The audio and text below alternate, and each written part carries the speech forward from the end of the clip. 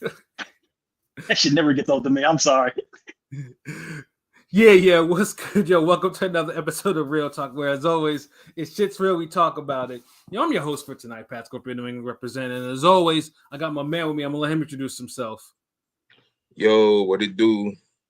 Jesus Shutterworth, the guy, aka the GOAT artist, aka LB, aka Lauderdale Boss. You know what it is. Let's get it. Tunnel Gang representing. You know what I mean? Monday Night Boxing. Let's get it. Fucking for Chiracadale out now. Sample Dynasty out now. Sample Kings Forever out now. You know what it is. Sometimes circulating them Spotify playlists. Holla at your boy. Let's get it. Yes, sir. Ringing in the house. Go Artist Eve, nigga. Go Artist Eve. Absolutely. So y'all put something in that little super chat. Absolutely, yo. I mean, we don't have this shit scrolling for nothing. You know what I mean? That ain't that Christmas decoration and shit.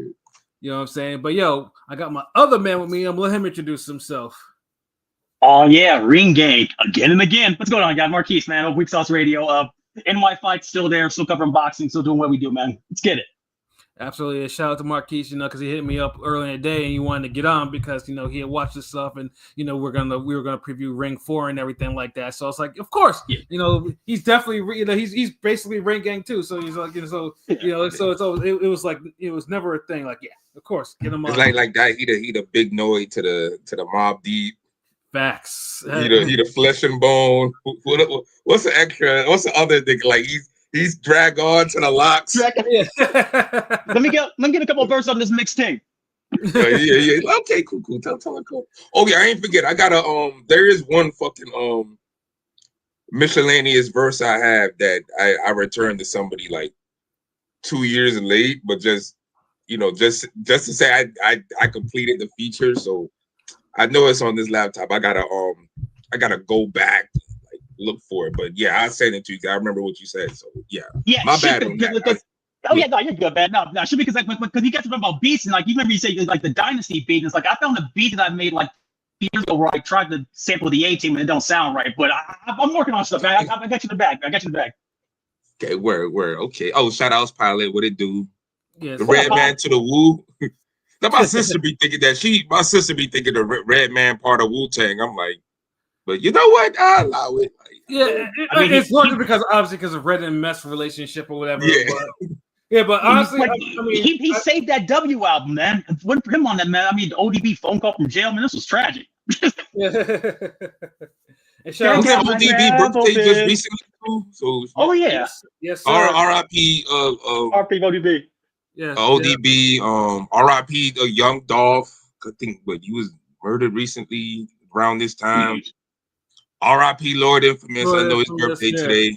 So it's November. That'd be having some wild, passings. Like, I know that was a hell because ODB was like, that was hella crucial. I loved ODB. I've actually seen him in concert, so that's why I was like, when he passed, I was like, oh damn, you know what I'm saying? Like, yeah, that was hella crucial, man. Because basically, I would say it ended the Wu in the mainstream eye, for better or for worse. Because that sparked the kind of. ODB was finished after that.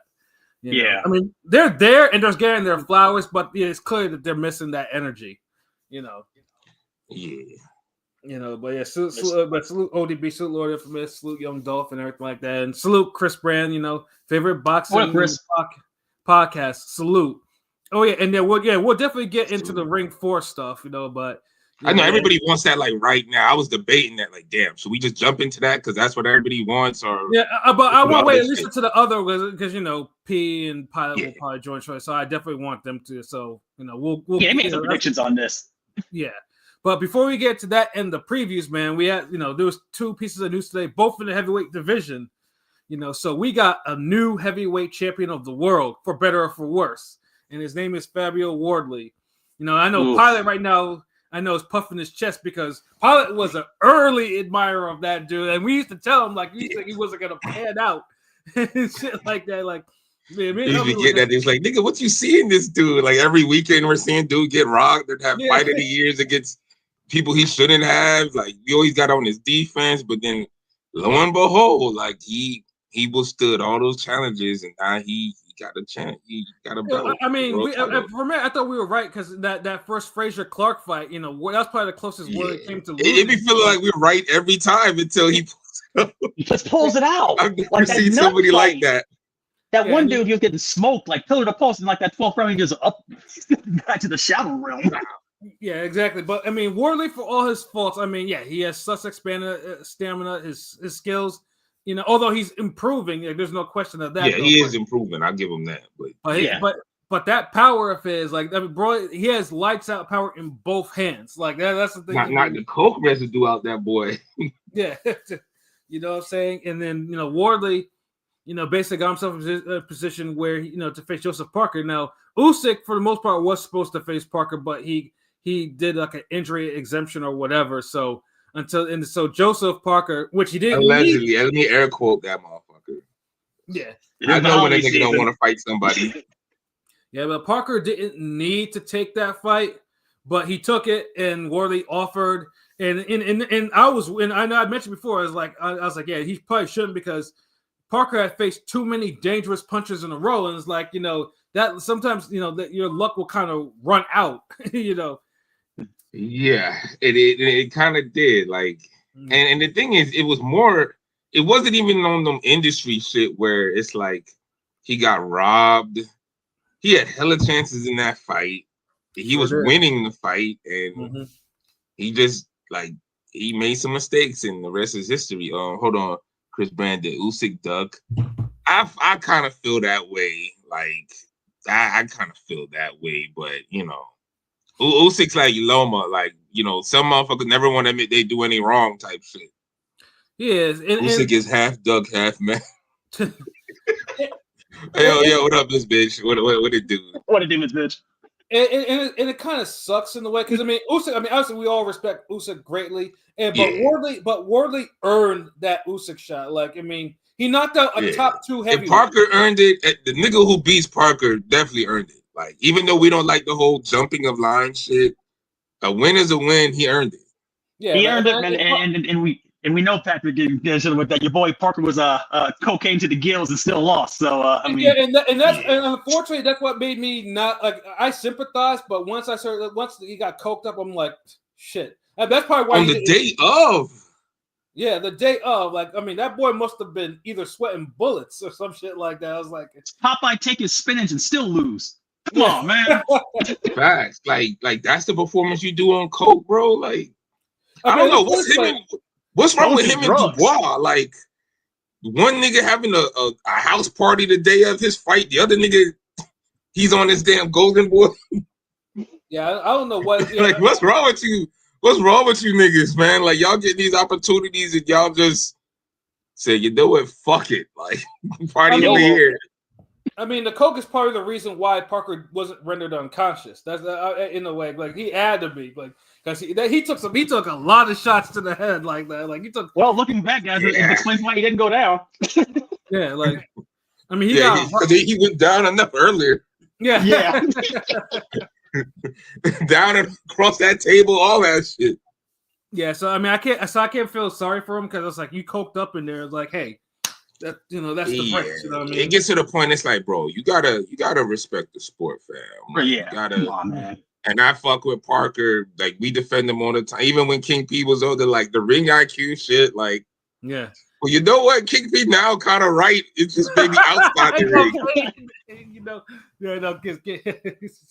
Like, you don't make the best choices. I'm like, outside the ring, he does it. Yeah, I'll give you that. Like, and I remember too when we previewed him versus Joe Joyce. I remember some of the Australians didn't like what we were saying about him. They were getting us about that, and shit like that. And then Joe Joyce knocked him completely the fuck out, and it was just like, and they were like copping please, like, oh, okay, like, whatever. Yeah, we had to. He's like, hey, shit happens, but. It's like, but now, okay, it's like full circle. Look where both of their careers are at now. Yeah. And look where Wardley's at. So that's what made Ring Gang special. Like it's very rare that all of us are wrong. There's always one nigga at least gonna get it right to save face for Ring Gang. So that's the difference between all you other groups. Like, when y'all solo or doubled up, whatever duos, when y'all niggas wrong, y'all wrong big time. When Ring Gang wrong, we might be just wrong a little bit because at least one person knows what they fucking talking about. Yeah, and in this, that was Pilot this time. Yeah, and this is Pilot this year. Pilot saw something in Worley that we didn't see or we didn't want to see, or we were like, yeah. So it's like, oh, Pilot's here now. Oh, Pilot, salute. What about come get your just desserts, nigga? Shout out, President of the Fabio Worley fan club. What up, buddy? Shout out my day one Fabio truthers. We made it, y'all. Yeah. Yeah, so it's crazy now. The UK now it's increased from 1 world champion to 3 now. Wait, They're taking all the gold medals in this track and field. Wait, who was it? Nick Ball. We're kind of men, right? Nick Ball and Lewis Crocker. I forgot about that fucking Crocker. Yeah. Ooh, yeah. Crocker really should have been champion, but Donovan let me down that rematch. Yeah, but Worley though, I mean, you have to, like I said though, you have to salute his come up. Like, dude is clearly not a boxer head because I saw him like, dude does not know any other fighters like that in the sport. You know, he was a white collar cat. You know, he just boxed just for the hell of it. And 20 fights later, he knocks out top 2 heavyweight, and he got upgraded to a whole world heavyweight champion. That's a come up in the half. Like that's documentary worthy, to be honest. Yeah, you gotta fucking gotta give him his credit, like and that is documentary worthy. Like this is speaking down to the boxing public real quick. Like all you niggas who want to make documentaries and shit, like it's okay to make a documentary that doesn't include Muhammad Ali, Mike Tyson, or Sugar Ray Leonard and Duran. Yeah, exactly. You can plenty of interesting stories. Or now Eddie Hearn. Eddie Hearn or Tyson Fury shit either. Please, we don't need any more Eddie Hearn documentaries. Yeah. We don't need another Tyson Fury documentary. Like we're good. There's so many other fighters currently. There's dudes who dead. There's people who retired. There's current boxers that you can make a documentary. I don't know if I watched the starting 5, but they do in the NBA. They follow the NBA like 5 players randomly. You know what I'm saying? And kind of go from the journey from beginning to end of the season. I wish they could do that for some boxers. You know what I'm saying? Like 4 boxers, pick them. See how they do. I don't know, type of shit. Like that's a great idea. I would do it from different weight classes. Not to use Vince, because I think they tried in a Top Rank card, but I think the budget ran out and they only caught Emilio Vargas at the gym. So that's all we got. Top Rank on Tubi. But Worley though. I mean, I know now the plan is he might have to face Hrgović next, which is a good fight. It's like it's a winnable fight for both of these guys. You know what I'm saying? And Usyk. I mean, we're gonna have to see what's gonna happen because if Usyk's looking for big fights, like he knocked out. I mean, he beat his 2 most notable opponents, and really the only fight left for him is the Khegai fight, who's fighting in January. You know what I'm saying? Like, and that's really the only acceptable fight for him at this point currently. Unless Moses beat somebody ass, but between that time. I mean, he beat Jermaine Franklin. He's facing Jermaine Franklin, which is a great fight too. But it's a good step. I don't see it. Oh, my bad. Go ahead. No, that's a good step. Actually, no, you're good, Bob. I'm your way, man. I was gonna say I don't think people are trying to talk about Itama versus Wardley, but no, I think Frank Warren's going to try to get a belt on Itama first before obviously Wardley's a vulnerable champ, so it's kind of like do you want to try to get Itama a belt to make it a unification, or do you want to No, I think Itama he's not gonna wait for unification. He's gonna try as soon as he can. He's gonna stare Itama belt or not to Wardley. If Wardley doesn't lose it in his first title defense, you might not be able to milk it. Pause. You might not be able to. So what's Usyk going to be doing all this time when everybody's fighting each other? Like that's the thing. That's the thing because I mean Usyk right now because there are 2 interim champions. Like if Usyk drops the WBA, Pulev is champion. If he drops the WBC champion, if he drops the WBC belt, Caballero is champion. So it's going to be weird how he's going to move. Like, we're going to have some 160 level bad champions at heavyweight again. The heavyweight recession, dear Lord. Well, Caballero is a great fighter. Like, I mean, I'm not going to put respect on his Caballero's fine, but who? Oh my God. Well, everybody's fighting each other now, so it's but Usyk, the names are thinning out now. The thing with Usyk, he, I'm peeping the energy because after he blitzed out Dubois, first 2 names he calls out is Fury and Joshua. He wants that. He wants more. He wants that payday. That's what it seems like. He ain't trying to. Yeah, but it's like nigga, you been getting fucking paydays. Like we don't want to see the Fury fight no more. I'll give you AJ, but then AJ ain't really earned that shit. Yeah, but and he ain't gonna earn it by dancing with fucking Jake Paul. He knows that yields his biggest paydays, and clearly, it's about the money at the end of the day. So you don't want to, the Caballero fight is for boxing fans is like the only either retire or fight Caballero. I mean, I don't know, like dude, like I don't know. I'm a Bud fan, but Bud's dropped the belts too, so 168 can get popping. You know what I'm saying? I'm not a fan of, I mean, but that's a good segue though. We're speaking of one Joshua too. We also got the news this morning that Anthony Joshua finally coming back to America after 7 years, give or take, and he will be fighting Jake Paul in Miami. One fateful night. Yeah. And I'm still pissed too because Matchroom, because I was putting in mad time on the road going to Matchroom cards. And the one card I really wanted to go to, they were like, oh, no, the UK media, we have to accommodate them. I'm like, what the fuck? Like, I saw a fucking Andre in fucking, fighting, some random jobber. Tevin Farmer's greatest hits while you're at it. I tracked the province. I checked all. I went everywhere, but you couldn't give me this little. To a boo-boo fight? Yeah, you couldn't give me this little credential. But, Joshua, last time he fought in America, he was on the wrong end of a horrific upset, against Andy Ruiz, who I respected. So I wasn't that mad, but I was upset at what transpired because I do respect Andy Ruiz.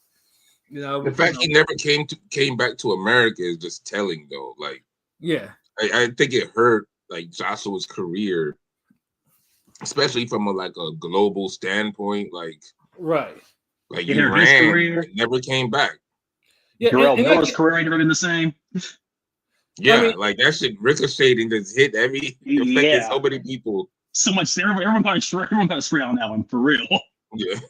And like I said, I mean, even though I understand the whole economics of him fighting wherever he wants, I mean, I do also believe you have to fight in America. If Monster, who makes millions fighting Jamaicans, find time to go fight in America at least 4 or 5 times, Joshua sure as hell can do it more than just once in his career. Yeah, and it's like so many people. Like, I mean, R.I.P. Ricky Hatton. He knew when to come over here. He was fighting. He was taking smoke over here, not just the mega fights. Like, he was literally over here for several different fights. So you're not saying you can't go back to the UK, but bro, like, you could do both. Yeah, right. Like under Showtime umbrella, like was that in America? Those fights early on, like when he was coming up, or was that still in the UK? That was in UK. No, he didn't fight. He only fought one time in America until. Oh yeah, the Ruiz fight. The Ruiz fight. Okay. Yeah, that's the only fight he's ever fought in America, and that's the one thing about his career that I'm a fan, but I'd always that's not a good look. Not fighting. I mean, to some, that's the biggest upset since.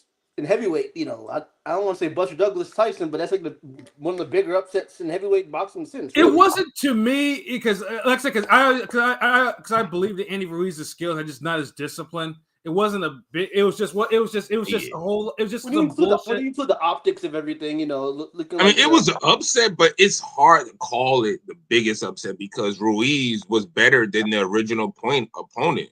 Yeah. He was up there over Miller for sure. Yeah, he was. That's true. Yeah, so it was one of those Ruiz is in the fight. And Ruiz was actually in fighting condition. I was watching that. Y'all have to be super that boxing high had to be shocking just in terms of seeing that happen to AJ. We were remember, this was 2019 when Joshua Ruiz happened.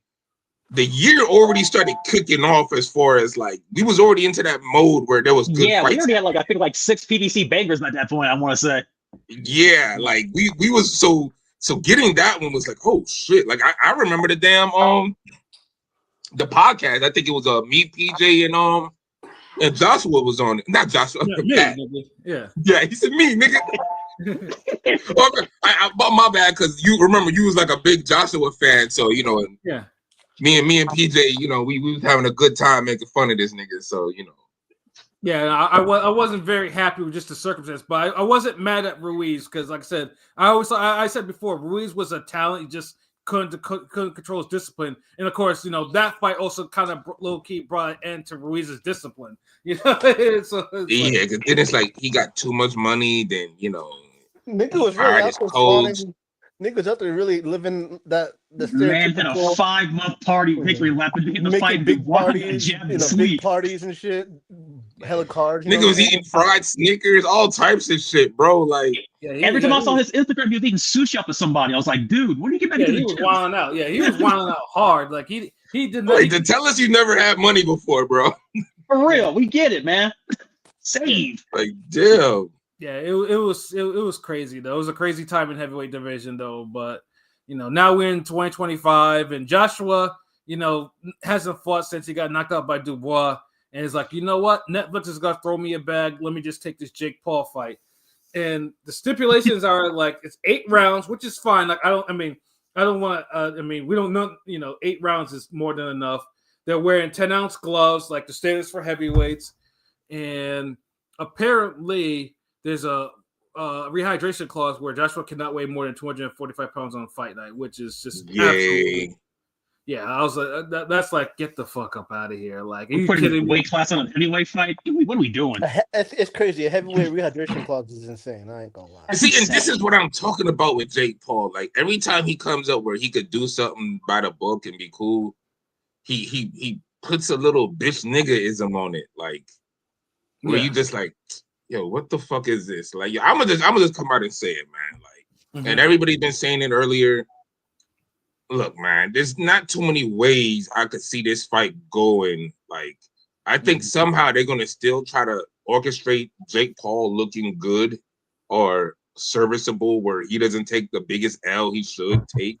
Yeah, right. Like, it's probably gonna be a bullshit TKO stoppage that they orchestrate or something, because this is one of those fights where, like, we've seen enough Anthony Joshua, but we damn seen too much Jake Paul. If this fight goes longer than 3 rounds, we know it's scripted, and that's a problem for a lot of Jake Paul's fights. We're not saying they're not real fights; they're putting on gloves, they're throwing real punches. It somehow seems like they're following a choreography where everybody just magically holds back from Jake Paul, and and we don't want to see that at heavyweight, bro. Yeah, and it's pretty much been this way since the whole Tommy Fury fight, which was there was no cuffs on, and you could I would say expose Jake Paul for what he truly is ability wise, because Tommy Fury is a terrible fighter, and even Tommy was actually it was able to kind of basically he spins him to death. Man, he was so in and out and quick. That was the stick-and move job I've ever seen in my life, man. It was ridiculous. Yeah. He showed Jake Paul's limitations, and you saw like Jake Paul, like, his training will look good sometimes, but the fights never play out like that. And against Tommy Fury, you really saw him trying, and he couldn't really get anything going against like a basic, like they said, a stick-and move.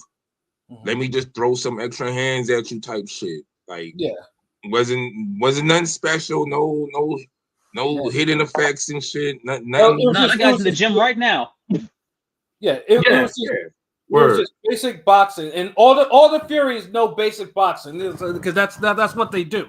They eat, sleep, boxing. Like, honestly, I feel like John Fury could have beat what's his name that night. Like, let's bring out Huey too. Maybe one of the kids. And Roman Fury and the ones that are like really Fury. Fist of Fury, nigga. You just bring out anyone. The motherfucker in the damn bootleg Bruce Lee movies, man. Like, come on, man. Like, Jake Paul. So that's what kind of kills this fight, because I didn't like the Tank fight. That was not reading the room, and I'm gonna just keep the same energy. I don't like the Joshua fight because it's not. We know it's gonna look like some scripted bullshit, and low key, I feel like Jake Paul pulled out of the Tank fight because he realized Tank wasn't going to follow that script, and he couldn't risk looking bad in front of Tank, who's a midget compared to him. Right, and then with this particular fight too, is like Karma, shout out. I see you in the comments. Yeah, if it doesn't look exactly like the Ngannou fight, it's going to look weird because Joshua. Salute, what it do? Joshua for one. If there's one thing Joshua does is, like, if you don't belong in the ring with him, he's going to take you up out of there. Like, you can't really fuck. He doesn't really fuck around. Like, you go get Ngannou. And Ngannou actually at least had some momentum because he almost beat the heavyweight champion of the world. Almost about it.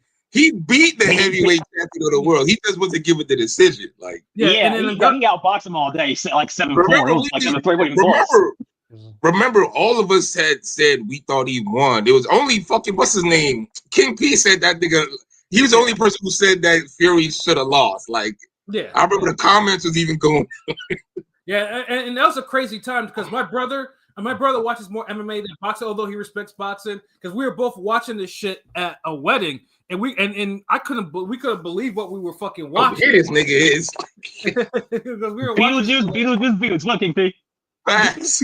Brought this nigga up. There you go. Yeah, and then Ngannou was out there like feeling himself, and he was literally threatening Fury, like, like I can attack you outside in the streets, you can't do nothing about that shit. Like literally threatening the heavyweight champion of the world, making boxing look pretty bad. It was like, you're letting this nigga threaten you. You're not saying nothing. Yeah, that was a sad day, Pat. He said boxing for about 15 years with that loss, man. That was brutal.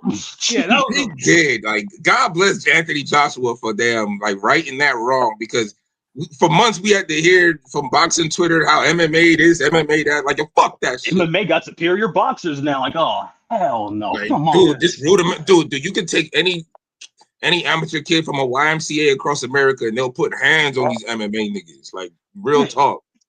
Yeah, and of course this is what happened. Like Joshua didn't do anything spectacular, but Joshua basically set up traps, set up feints, counters, and Ngannou just wasn't experienced enough. Like, probably because he wasn't training with Mike Tyson. Because when he beat Fury, he was training with Mike Tyson. Like Mike Tyson I think it was the accelerator in that one. This one, I don't think. I mean, it's possible, yeah. Yeah, but this one he wasn't training with Mike, and then Joshua basically took him out with basic boxing, and then of course Joshua hits like a ton. And Ngannou never felt that type of, and Ngannou got laid out in 2 rounds. Like, he was. That was a hard Joshua, like, he got hit with that shuriken. It was ridiculous. Yeah, Joshua was putting his whole body behind them shit. That was crazy. I ain't gonna lie. That was that was that little Max Star punch from Punch Out, man. Like, I ain't seen that in a minute. And UFC fans were on that. They were pumping their chest out because of that Fury fight too. You know what I'm saying? So, then that shit got deflated, nigga. Yeah, it had pop to. That like a pop the balloon episode or some shit. And Ngannou hasn't fought in a boxing ring since. I was like, I get it. You made like 20-25 million, but get your ass in the ring and get a win at least. Like, you can do that. You clearly have enough ability. Mike Wilder, nigga, shit. He got paid. Yeah, really. He got paid because he scoffed at Jake. Jake. He's like he. No, that was brain damage. That's what happens when somebody like 6'6", 250-something pounds lands some clean ass haymakers on the canvas. Yeah. Like that's brain damage. The reason why he didn't pick that fight. Acting above Jake Paul is crazy. Yeah. I mean, I get it. I mean, I know, because Ngannou already got 2 paydays from his turkey, so he was like, yeah, like, what's a Jake Paul payday to me? Like, so that. I mean, I get it. Like, some niggas got their morals and all that shit, but honestly, it might be one of those. It might be one of those situations where he felt it was going to be some scripted shit. Like, we won't know until we know, but it can't be Tank be the only one who kind of spider senses tingling. So, right, like Ngannou, yeah, we kind of get at you for the fumble, but I don't want to go too hard because it's like every man, woman got their own principles and morals and shit, and maybe. Not everybody want to be a part of the circus. You can't buy everybody. Yeah. So right, money is everything until it isn't. So I'm not gonna sit here and just, these motherfuckers rich. Like, it ain't like me taking the fight where I'm like, fuck that. And it is kind of crazy because I missed it, but I guess Turkey said Joshua was supposed to be fighting in February. So like it kind of threw, on Saturday he said that during the Eubank fight, so the Benn fight. So I was like. It kind of threw a curveball Monday, waking up and seeing that it got announced for me. I mean, because there was rumors. I don't think a Jake Paul fight is going to tax Joshua to the point where he can't go fight in February. Yeah, I know. Like, you don't need to be fighting, bro.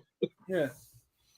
I mean, you can do that little. And that's the thing, man. Shout out to all the old heads that used to say, man, hey Jay, man, look, hey Red, you ain't supposed to be playing boxing. No, you like being slick with the defense and smiling at motherfuckers. No, wait. Like, Jake Paul plays boxing all the time, nigga. Stop that. Like, it look like he's having fun, so fuck that. You can play boxing.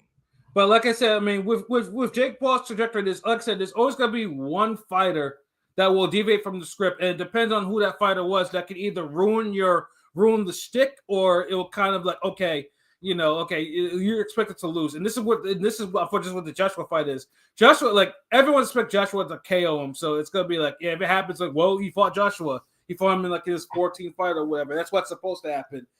Now, if the Tank fight went through, Tank is much smaller than him, and Tank decides to really beat his ass, it's gonna be hard for Jake to kind of go forward, like, in the you get like it. You that. see the logistics, because that's because you've been a real gym on this too.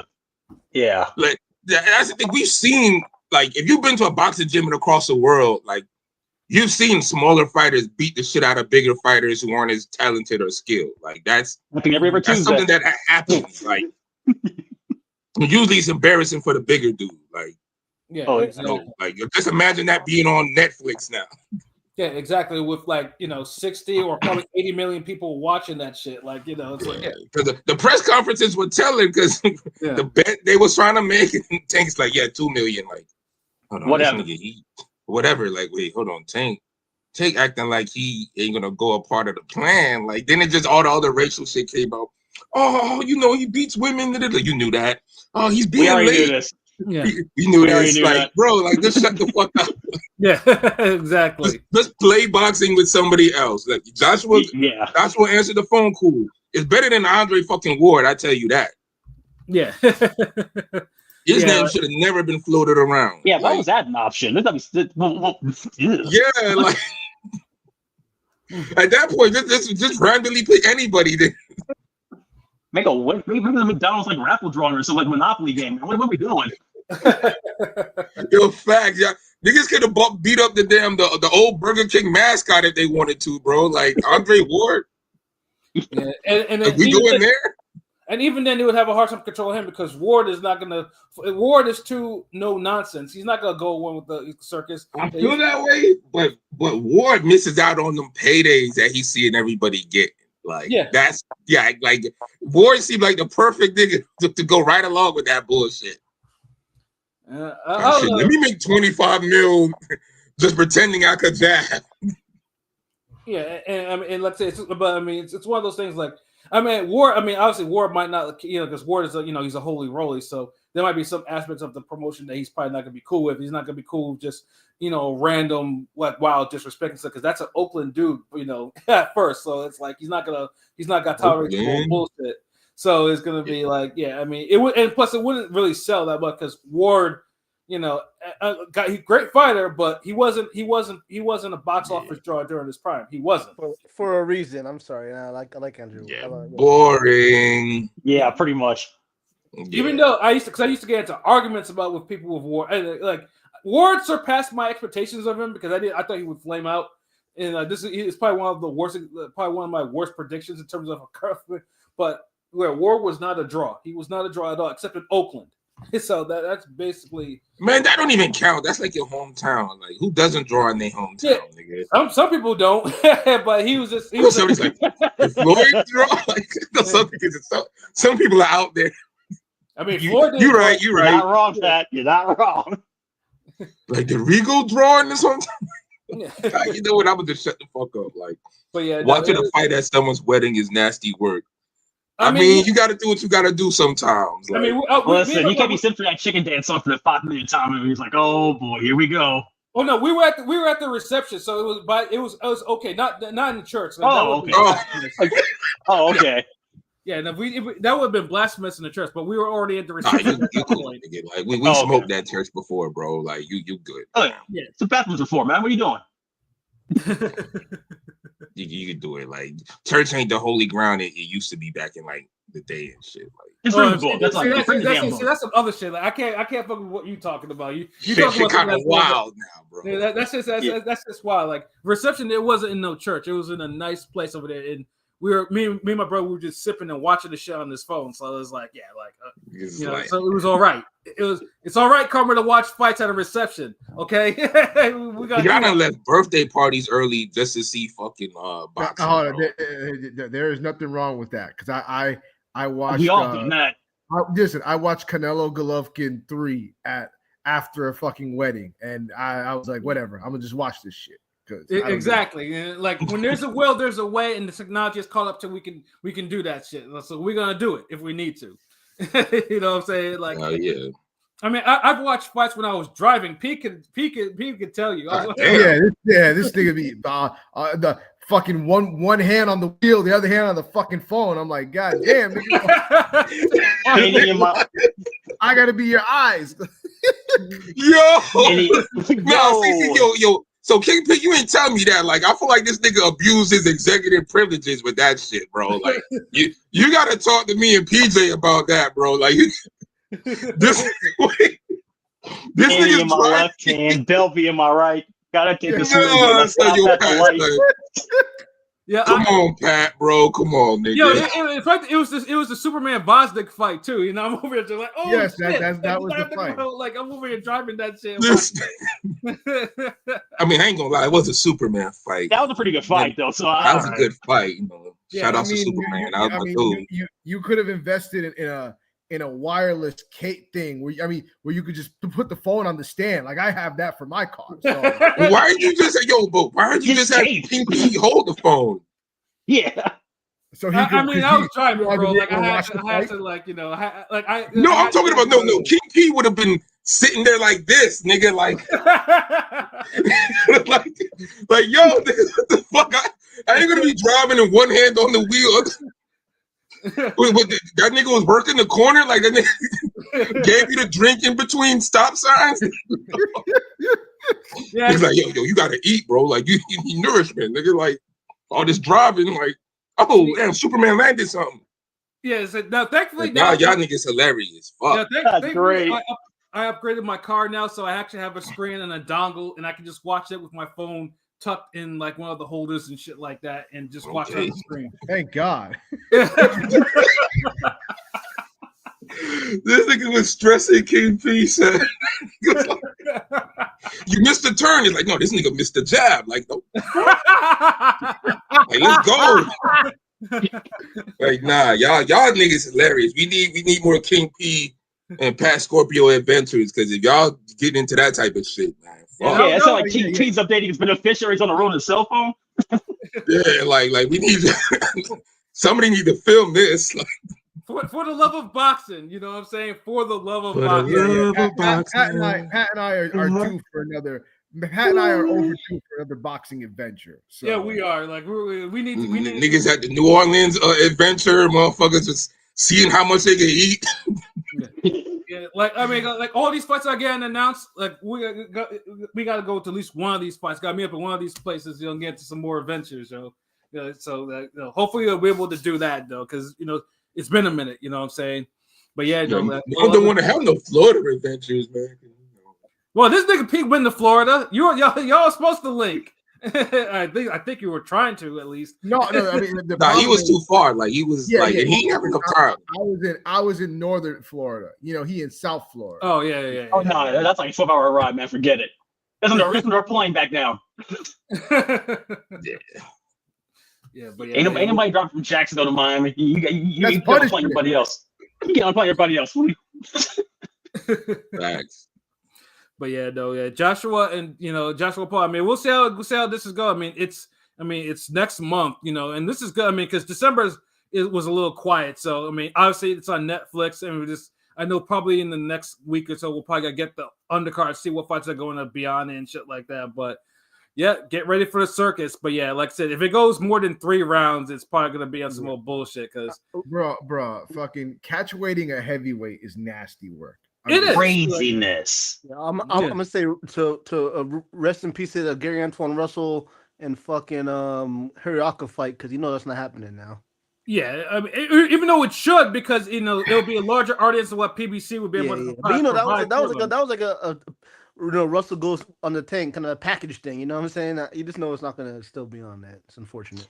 Yeah, unfortunately, RIP that fight. Yeah, they're gonna RIP 140 division for the rest of the year. It's a shame too, because like that's a perfect Netflix fight, because that needs to be on there. But yeah, PBC is gonna be like, yeah, we're gonna probably put that on Pacquiao and Rolly. If we're lucky, they're gonna put it on something. You know how Gary Antoine Russell barely He was about to fight twice in a year for the first time, and since he got on, it felt like Just the amateurs. Yeah, just the amateurs. Yeah, no, but yeah, no, that news Crazy, today. bro, we got Turbo Fist fight, but we ain't get no Angry Fist fight. Yeah. True, very true. That's what's kind of just. It's not even sad. It's just like you feel empty. Like damn. Like, like you want more. Like okay, good. Yeah, I mean, hopefully they do put it at least. I mean, like I said, hopefully maybe they do change their mind. Like, wait a minute, Netflix is gonna probably pay them a grip. Let's put it on there regardless. Let them get their money. Because else, Jake is gonna load it up with a lot of women's fights, and we have no problem with women's fights, but again, you gotta read the room. Like you gotta read the room. Like Ring Gang Radio, we support women's boxing probably more than any other platform, and. Yeah. Like I'm kind of like you wearing me thin with these fights now. Like it's kind of ran its course. I mean, women fight. We always prop them up more than anybody else, but it's kind of hit a lull. It's been dropped. Yeah, because it's like when they're good, but for some reason, like Jake Paul and them, they haven't been able to show no real good women's fight on that Netflix level. Mm-hmm. Like. I'm not talking about the undercard shit on YouTube and all that. Like they picked the wrong fights, but like it's just not enough because like y'all got all the women, but it's Mayer and everyone else having all these great fights. Right. So that's the problem with it. Like because I'm looking forward to the Olivia Curry K. Scott part 2. Like, right. That's about the only women's fight I'm looking forward to right now. Exactly. So it's just I don't give a fuck about these other broads, yo. I'm good on that. Yeah, like Jake Paul. Like I mean, like you have other talent. I mean, you have other like male fighters on there. Like you gotta read the room. But I mean, if you want to put Baumgartner on there, so be it. But you gotta make your card a little bit more palatable. Like what I'm saying. Like if Baumgartner was still knocking bitches out, yes, like I could get you putting her as a co-main. But I don't like. No one want to see someone her test 3-minute rounds. Like no. I don't like how he did Ashton Silva. So it kind of rubbed me the wrong way after the knockout. Yeah. Yeah, I mean, they did him wrong on that one. Now he's on Misfits Boxing. That's I call it waste of his career, doing that. He's going to make a comeback by beating up on Salt Poppy? That's unfortunate, man. Yuck. Oof. Yeah. Misfits is dead-end boxing. Oof. Yeah. You want to talk about something that's, you're thinking of dead brands. My Lord. Yeah, and I mean, he could have signed with anyone else, but that shit plummeted it fast, yo. Yeah, that shit went faster than Death Row Records, man. That shit's dear Lord. That shit goddamn played out faster than that new Snoop and Dre record, man. Oh God. That shit had like no last. And I ain't want to shit on Misfits like that because I feel like it's a good thing in a sense where they could grab up all the influencers and regulate them to one card. They still do it. They still do it for a reason. It makes money. I mean, it hasn't been canceled. You know what I'm saying? So I don't hate on it, but it just they need to work on the promotion or something. Because every time I see the cards, it never seems like they're that full or anything. Like the arenas, like the like where they host the fights. So I'm like, damn, are people really watching this? Like. I think it's starting to run its course though, because I think the talent is because they want to see themselves as actual boxers rather than just being influencers. And then I think they're trying to grow, but I think they're kind of losing the kind of their core identity.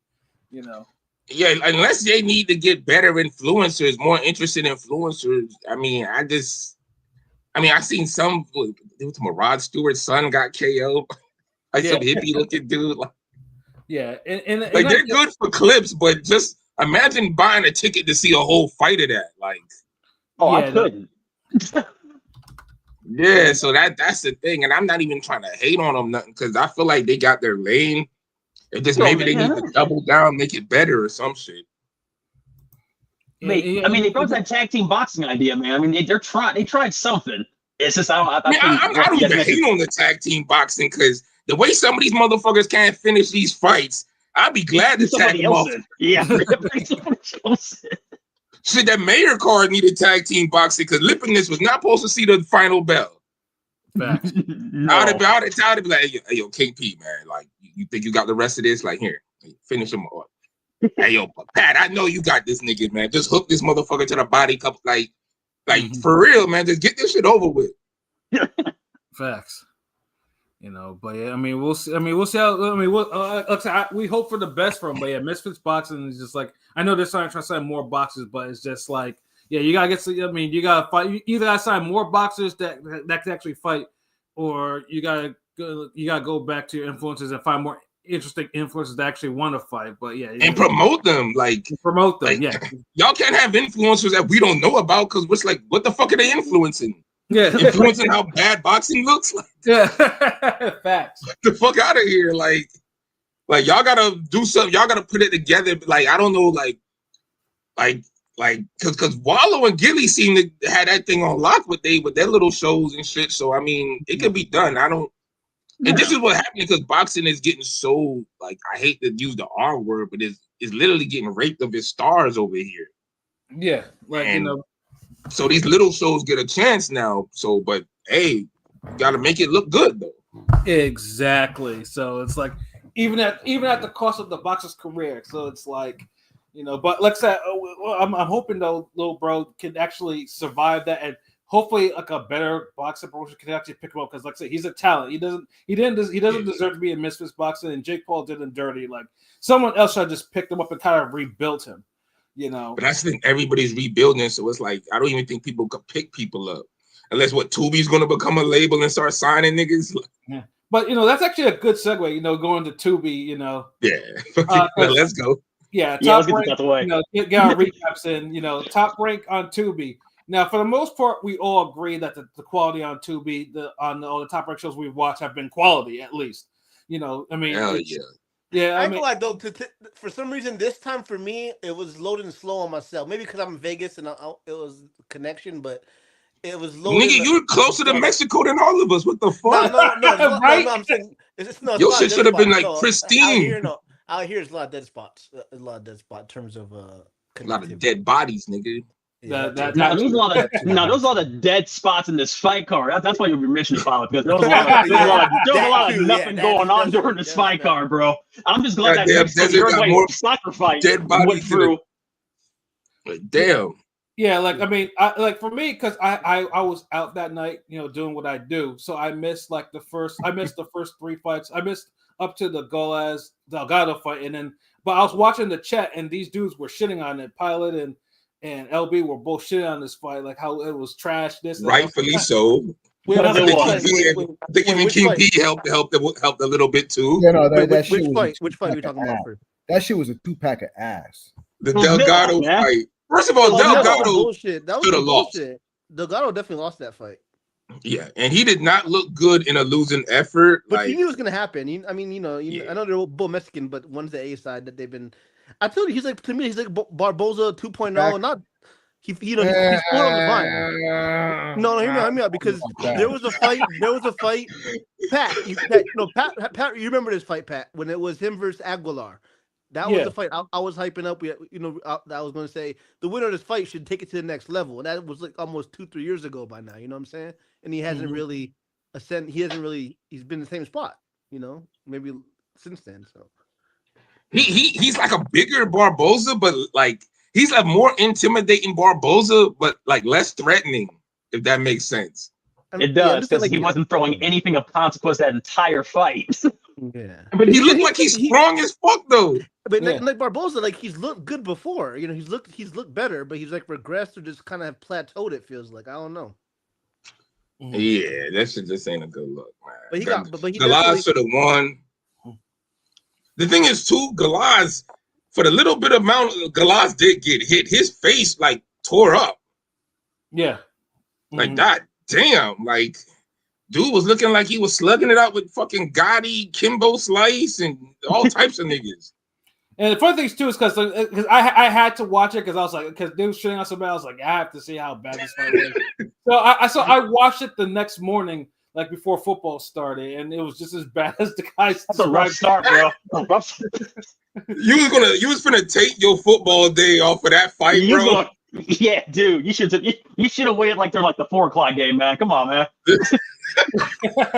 No, I mean, I'm about to watch that fight before I get into some shit I want to get into. Like, Yeah, no, Your defense, was, Pat. The only time I've ever did that was I had to go back to watch because I was still working at Big Fight Week, and I had to go back and watch Rances Bartholomew Easter fight. I had to go back and recap. Oh, Shit me, Oh. yeah.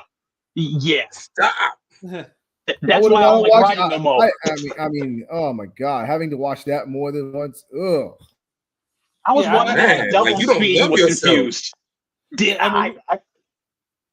Go ahead, Marquise. No, that's all it was. Like, I had to go back and watch it that way because I had things I was doing. But no, that was the first and last time I did that in my Sunday mornings, man. I was like, never again. I'm just going to sit and watch this in real time and how shitty this shit is. Yeah, no, we definitely did a recap. I remember I shit on that fight so bad. I was like, what? Like, it was literally one of the top 3 fights, one of the worst fights I've ever watched live. It's one of the worst things I've ever seen, period. Yeah, that was oof. It's definitely top 3. Yeah, I was just like, Jesus, absolute Christ. Like, I couldn't believe the non-effort. Like, that was in that fight. Like, for 12 rounds. Oof. Yeah. I don't even want to put those names together again, but I ain't gonna, like, speaking of, like, non-effort. Delgado, he basically won the award for that. But I ain't gonna lie, like, Espinoza won the performance of the weekend for me because like, he put foot to ass. Like, good God. Like, that round 7 could have been a 10-8 round. Tough though. Kheigai's tough. Kheigai's real tough, and he won a few rounds in the around 3-4 round, like 4th, 5th round. He was kind of looking kind of decent, you know what I'm saying? But man, that slow but sure steady ass whooping was crazy. No, once they did that eye check in the corner, like undisputed, man, that fight was over. I was like, what are we doing here, guy? Yeah, his corner didn't care for him. It felt like his corner needed the money. We'll give you one more round. 3 rounds later. Yeah, same ass whooping. Yeah, I was just like, geez, because Espinoza, like, once Espinoza got cooking with those combinations, like Khegai, he was trying to time him with overhand rights. For a minute, he was hitting him with that. But some overhands were working. Some of the overhands. Yeah, he was landing them shits, but he couldn't do anything else afterwards. It's not like he could follow with a left hook because certain tall niggas, you could hit them with a good overhand, and they'll back up even a little more or whatnot, and you can't get the hook off. I just like how dude uses his range. I mean, he overrated it, but he, for a tall fighter, he actually uses his fucking length. He operates good in the middle, yeah. No, who said he's overrated? What the fuck? No. Some people might think he doesn't use his length pause, Like, I mean, he mixes it up though. Like, he's not. He just mix it up. Well, he's Mexican. He's Mexican, of course. You know what I'm saying? I'm just saying. Remember when I asked everybody, I was like, "Yo, what punch do you think is going to be the most significant punch?" And everybody had different answers. Well, this is one of those times where everybody was fucking right because this nigga landed hooks, uppercuts, body shots, 1-2s. Nasty. Nobody was wrong. I was afraid that he was gonna give dude a brain bleed. I was like, yo, they gotta pull him out. Like, he should have never won 11. Like that. I don't need no boxer to get no aneurysm right now, man.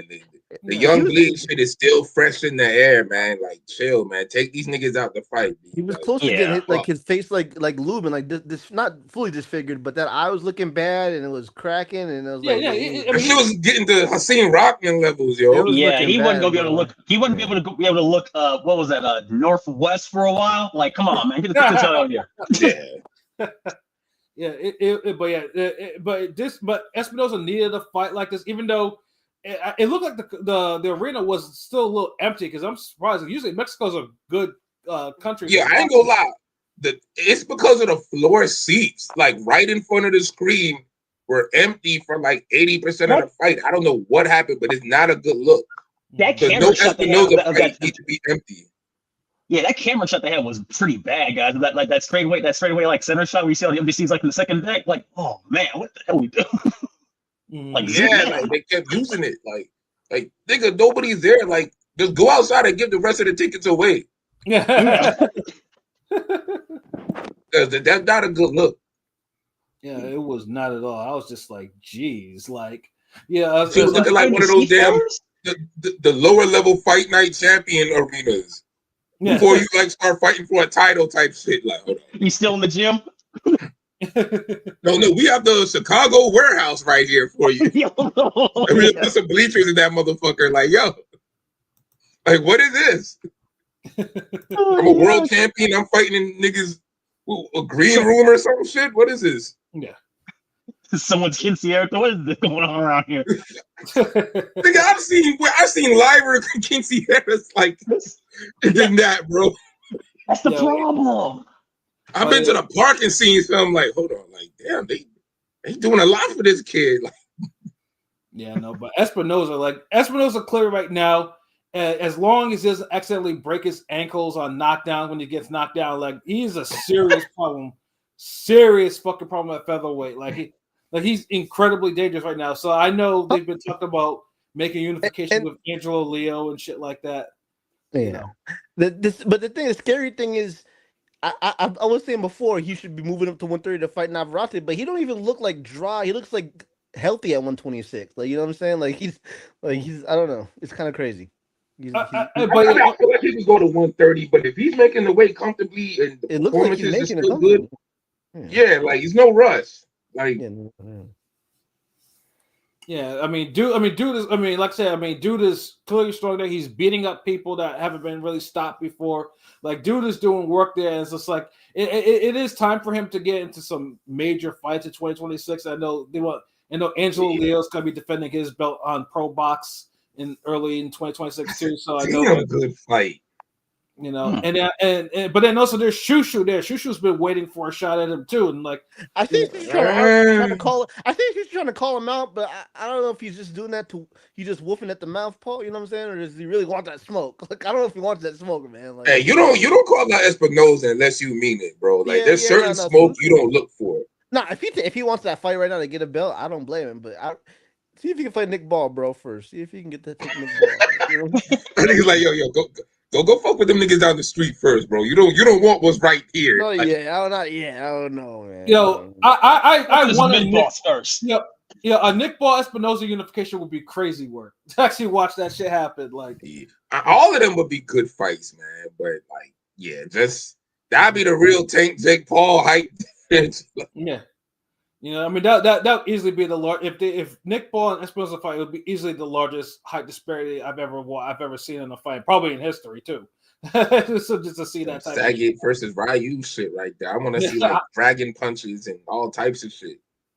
You know what I'm saying? But featherweight is an interesting division because they got quality champions there, but they just need to get in the mix and get big, with just bigger fights in that division. Like, they have the talent there. They just need to get in the work. Then Espinoza, though, is clearly fucking dangerous because Espinoza is probably one or two good wins away from probably being a pound for pounder. So it's like, yeah, like he's already like, to me, like in the top 20, like maybe 17, 18 range. Like I can't name a bunch of motherfuckers I think better, more dangerous than Espinoza like that. So he's definitely he's right on the cusp. Yeah. Like, I know we normally do like top 15, so like he's banging on the door a little bit now. And then we will, and this before the year is out. When the solely into the year, we'll probably definitely pick up with the pound for pound stuff. We gotta do an award, little award. He just needs that one more. He just needs one more like signature win for me to put him in the top 10. Yeah, exactly. Yeah, I can feel you on that. Yeah, like if he could beat another featherweight champion, or if he goes up and he knocks off a super featherweight champion, like, yeah, that'll be top 10 shit at least for him. Because like I say, yeah, you just need, I mean, like Khegai was a good fighter, never been stopped. I mean, he's tough.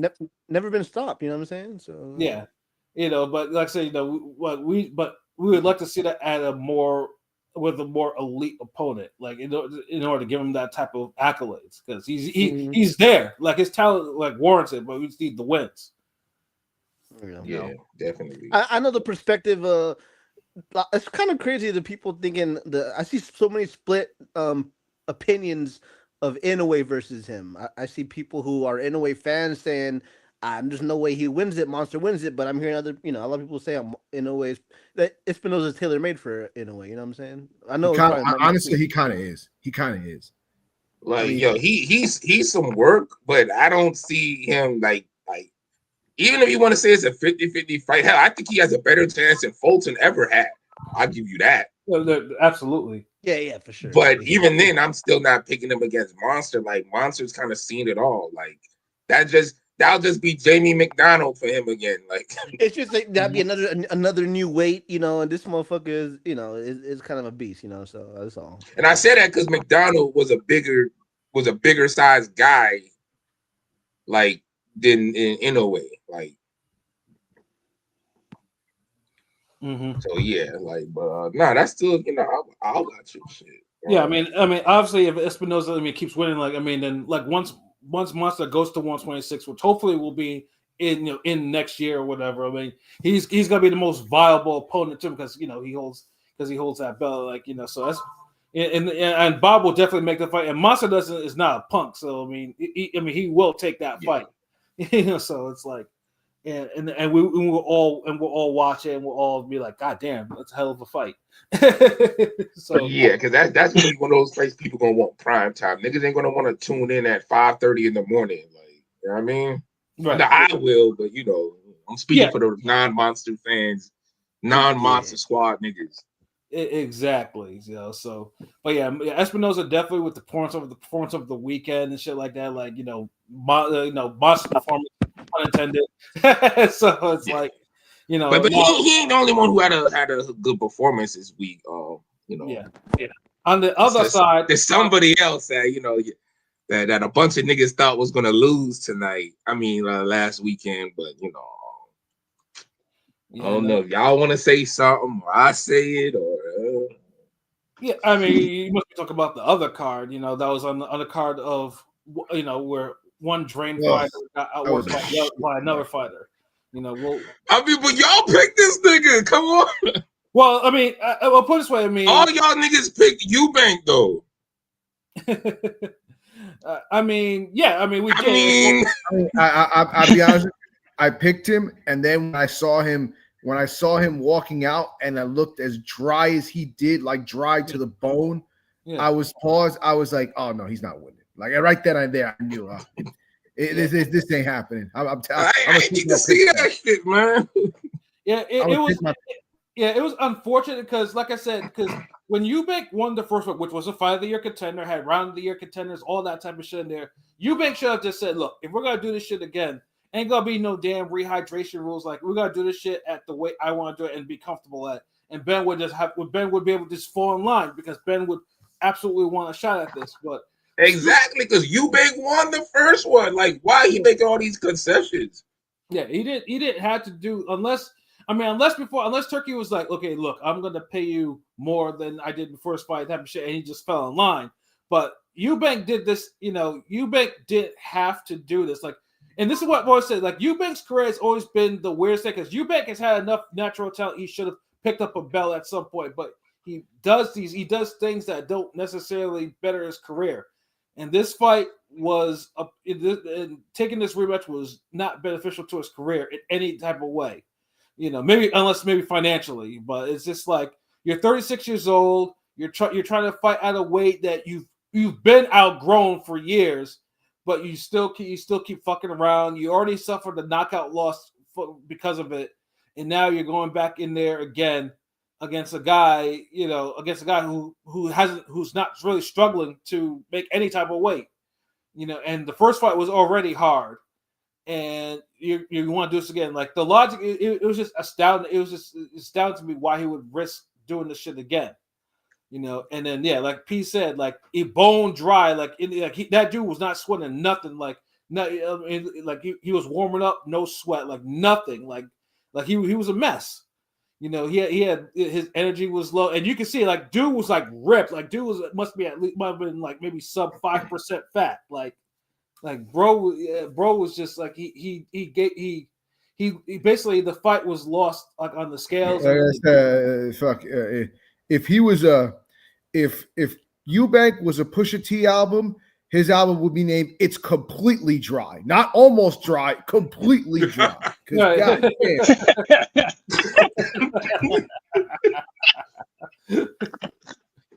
Yeah, and the crazy part is Eubank didn't look as bad or box as bad as he should have, considering the circumstances, because like he still went the distance, and Ben should have knocked him out. Honest to God, like he should have been able to stop. Yeah, but I think in this fight, that version of Eubank, Eubanks, like I honestly, like he improved from the first fight. He did the right things. He was jabbing more. He wasn't head hunting, but he still neglected the body. There was a lot of rabbit punching. Yeah, because Eubank was fucking bending over and shit because he was on some zombie shit. Yeah, because Eubank basically was trying to box like he did in the first fight, but he didn't have the energy, so he was clinching a lot. And Benn was, because he was still smarting from just throwing all these wild haymakers and getting picked off. He fought behind a game plan, and every single time that he got like even overly aggressive, Eubank was clinching, and then Eubank would have to hit him with rabbit punches because he would keep on ducking his fucking head. So it's just like, the second fight definitely it didn't make for good viewing until like the last round. Yeah, there was times Eubank was out boxing Benn, and I'm just like, damn, bro, cut the ring off on this nigga. Like he's falling apart, and he just landed a 1-2. Yeah, exactly. So Benn still got room to improve. Like this wasn't like, and I get that award for this. Like that version of Alan Green he fought, he should have stopped. Yeah. And I just talk about that shit. Like, yo, people gotta learn to start finishing motherfuckers. Like I don't get like certain people. I would be literally disgusted if they went the distance with me, and I know their situation. I could look at them and be like, yeah. He weight drained. He dried out. Yeah, I'm gonna beat his ass. I don't just look at him and be on some like, can't wait to hear the final bell on this decision victory. No. Yeah, but I'm critiquing a little too hard because I picked Benn by KO and motherfucker should have got it. I mean, you thought he did, and we're telling you like, no. Because the thing is, you gotta understand, nigga, I was watching the Spanish version of the fight. And so I can hear the sound, I can hear the bell, all this shit. I can hear the punches, the crowd, all that. But the way it was looking it looked like Benn stopped him at the end of the bell. Like it's look at like he stopped him on some damn. It's like a TKO version of Shannon Briggs and Sergey Lahovich. Right. That's what it was looking like. That's why I was like, oh shit, he got the little stoppage at the end. Okay, like damn, and because they took the time out the way, so I couldn't see it was the very end. And then the way it looked like they got in the ring, it looked like they was treating Banks like he got stopped. Mm-hmm. If you watch everything in Spanish, I promise it'll look that way, my nigga. Like, I mean, like, for real, like honest to God. So, but then when you told me, that's when I understood. Oh, this wasn't Briggs Lahovich. This was more Marquez Vasquez.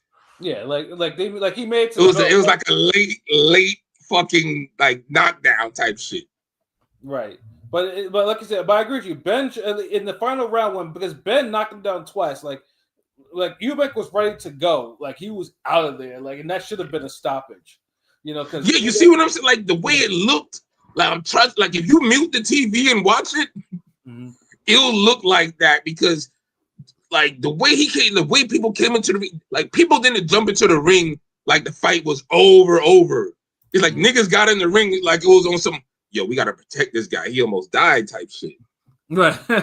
So that's why. So like, and Pat know me. I'm an old school nigga. I watch a fight in goddamn Russian, fucking Cambodian nigga, like Japanese. It don't fucking matter. I watch me a fucking fight. I'm usually could spot the shit what's going on, but this was just some different shit, man.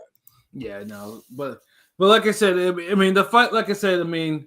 Yeah, I mean, let's hope that this is kind of the end of this little saga that they have like that. Because, like I said, it was. I want their grandkids got to fight now, nigga. It's like perfect timing. They both got kids now. Like, come on. Yeah, so I mean, I know Eubank is like he's gonna have to. He's gonna have to make a decision because clearly he's gonna have to recover from these fights because they were taxing on his body in so many different ways and. Benn is talking about all you Yanks can get it at the end of the fight. I'm like, be careful what you fucking wish for, bro. Because you're talking about Because one thing he said he wants to go back to 147. I'm like, you gain all that weight. It's been like 3-4 years at least, right? It's been like he need to just go to 154. Like it's been like 3. Yeah, but he knows that 154 is that's where the shit. Yeah, that's because look, that's where the violence happens.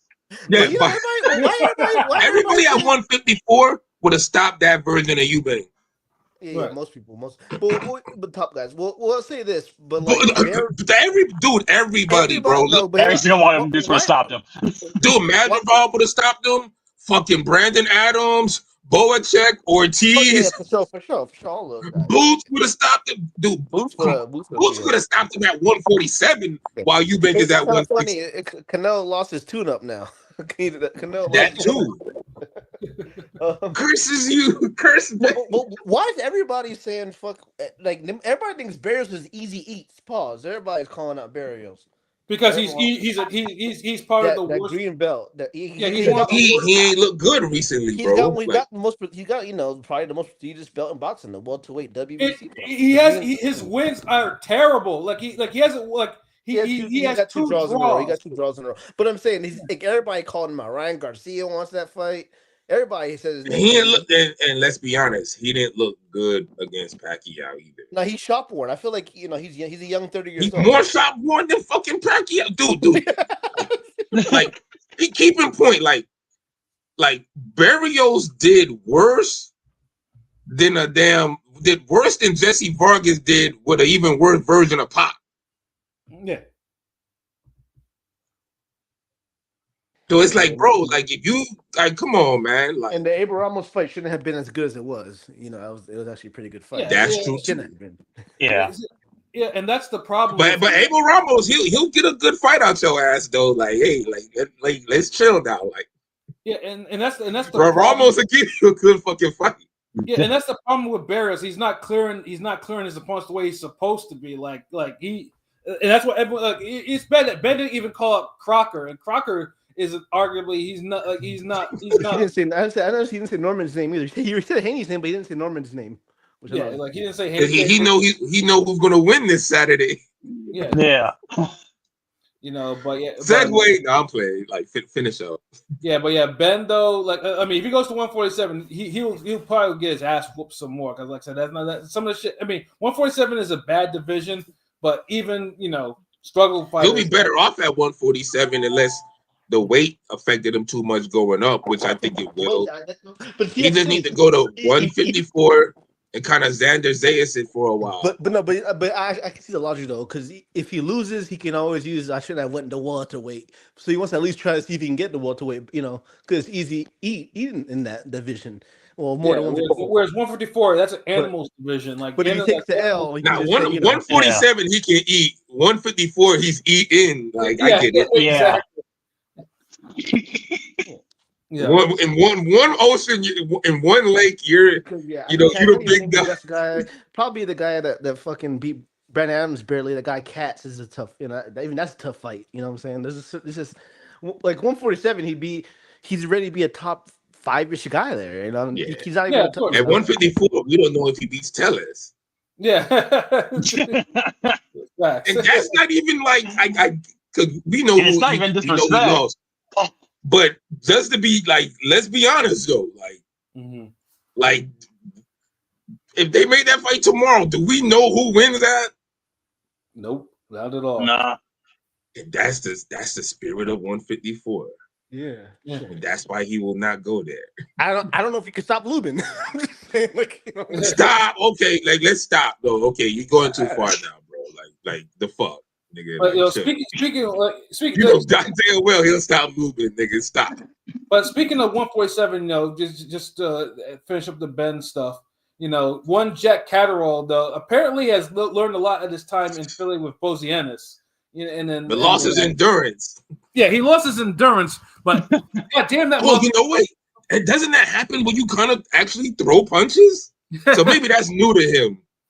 Facts though, but clearly that was the fight of the weekend. Him and Usman, that was a bloody fight, And Catterall, Catterall was whooping ass for the first 6 rounds. He scored a knockdown, and it's like, okay, this is Catterall. Okay, Catterall's looking sharp, but then Catterall hits the fucking one. Usman is coming back and bullying him around the ring. And Catterall is not a guy that looks like he's in trouble a lot, but he was labored, like and he was getting cut with punches over his eyes and shit like that.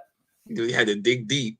Yeah, he had to dig deep, and when he did, like brutal shots. Well, first he knocked Usman down legit though, but the ref didn't count because Usman popped back up, and so Catterall hit him again, and Usman went down, and and the referee called that a slip, but he didn't give Dude like 5 minutes to recover, and then after that, Catterall, killer instinct came in, like, and this is a guy that doesn't show a lot of it, and basically like lit him up, and then had him put him through the ropes and had him face first on the fucking ring apron, like out of it. I was just like, God damn, like Catterall. Like I didn't. Bowie's a good trainer because I feel like temperament wise. Yeah, there was a lower in the middle of the fight where you look kind of like, oh, it's boring ass Catterall, Andre again type shit. But he literally let the fight like get maximum hard, like pause, like he let the nigga fight. He let the nigga come back. I'm not a big fan of Esman, but Esman showed me even before the Josh Taylor fight, he's the guy that's gonna go. I think his name is the Engine. He's the Engine, bro. He always gonna go at it. So pause. He's he's the guy that.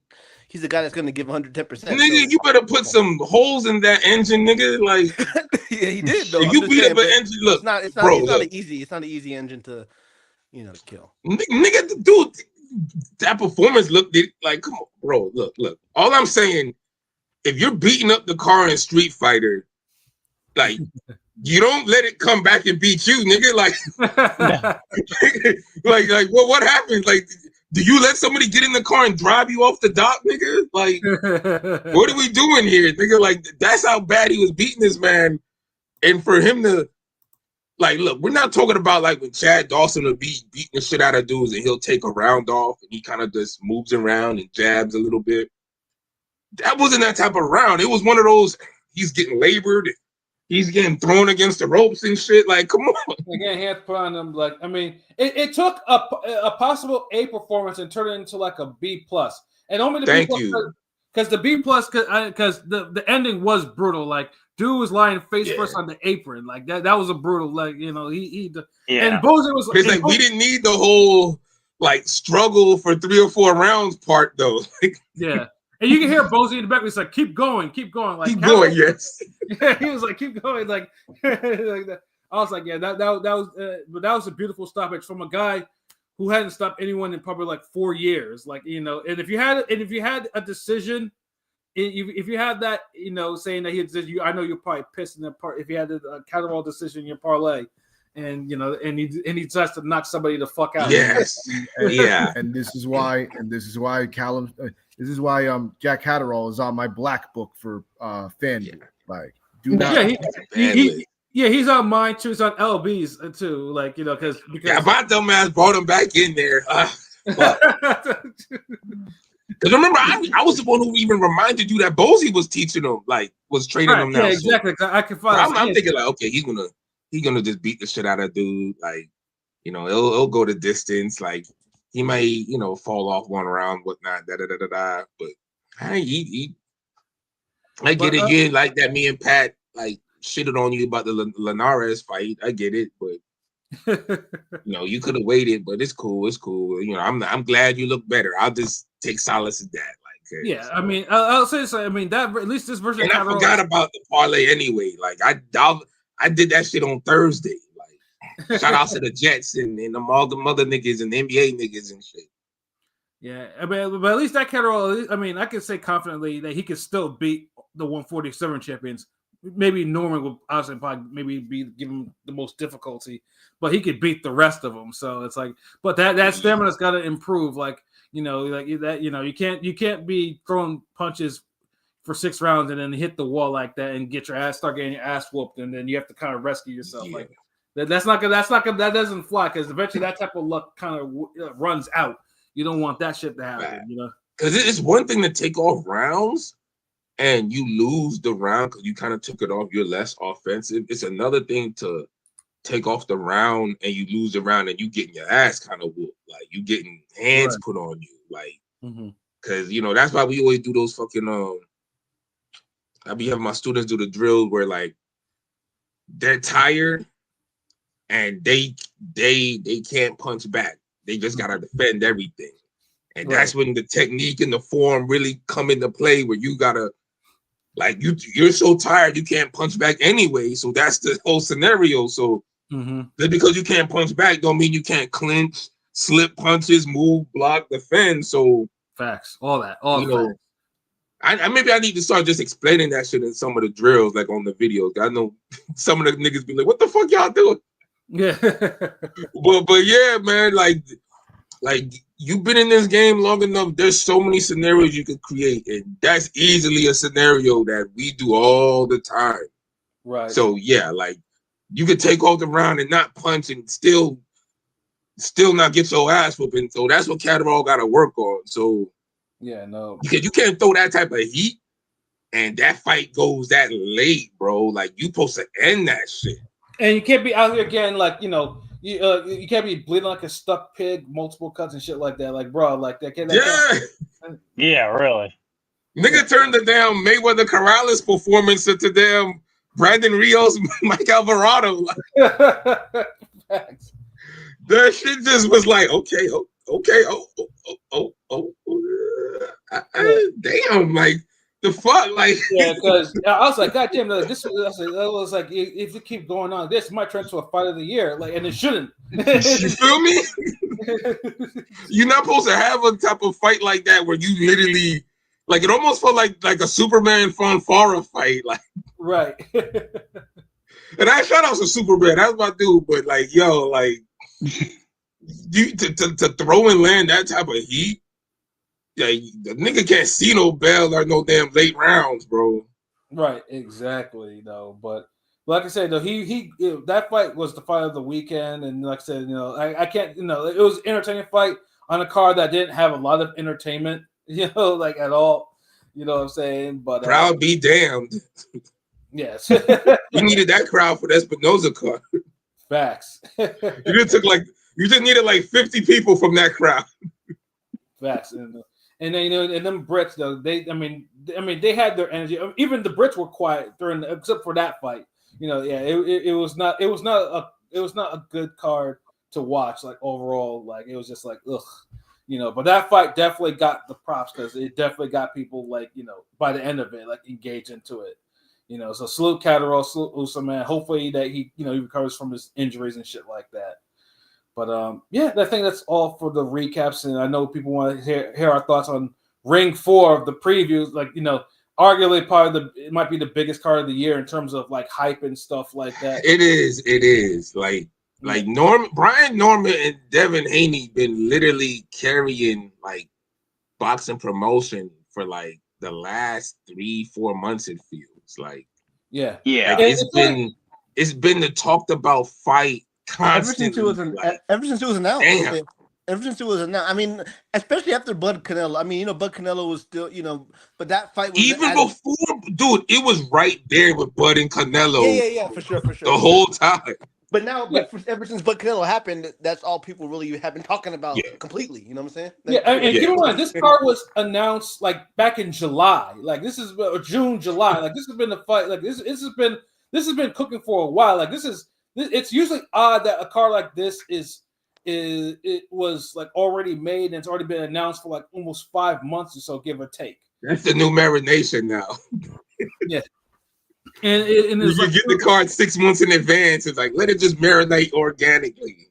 Yeah, and it's just like it's been a like slow burn, but clearly for this card, like I mean, if there was a card that kind of warrant a special trailer that Turkey could at least done, this card should have been. There was more than enough fucking time to do one, you know. But especially with the way, you know, that Haney and Norman has actually been buzzing. Like it's been like, and it's been increasing because it's just like, you know, obviously people are looking for the next super fight, and then Haney's, you know, obviously Haney's always been like a, you know, has always been buzzing like for better or for worse. But Norman has been pretty much been like, okay, he's been talking more. His father's been talking more. His father's been on certain platforms shitting on people that don't know boxing. No, his talks on every. I mean, you know, Boxing Voice, a lot of channels, but he's on every channel you can think of. Don't matter how many subscribers you got. Yeah, he's on there. You know, yeah, and he calls out the bullshit. Need to get this nigga on Ring Game. Yeah, we need. Yeah, I knew. Yeah, we need to. Like if he everywhere, like he need to be over here, like at least once. No, for real. He's like, Cause he do be everywhere though. Like I ain't gonna lie. Y'all see it. Y'all see the clips all the time. You know what I'm saying? That nigga's like a damn Busta Rhymes feature in the '90s, just everywhere all the time.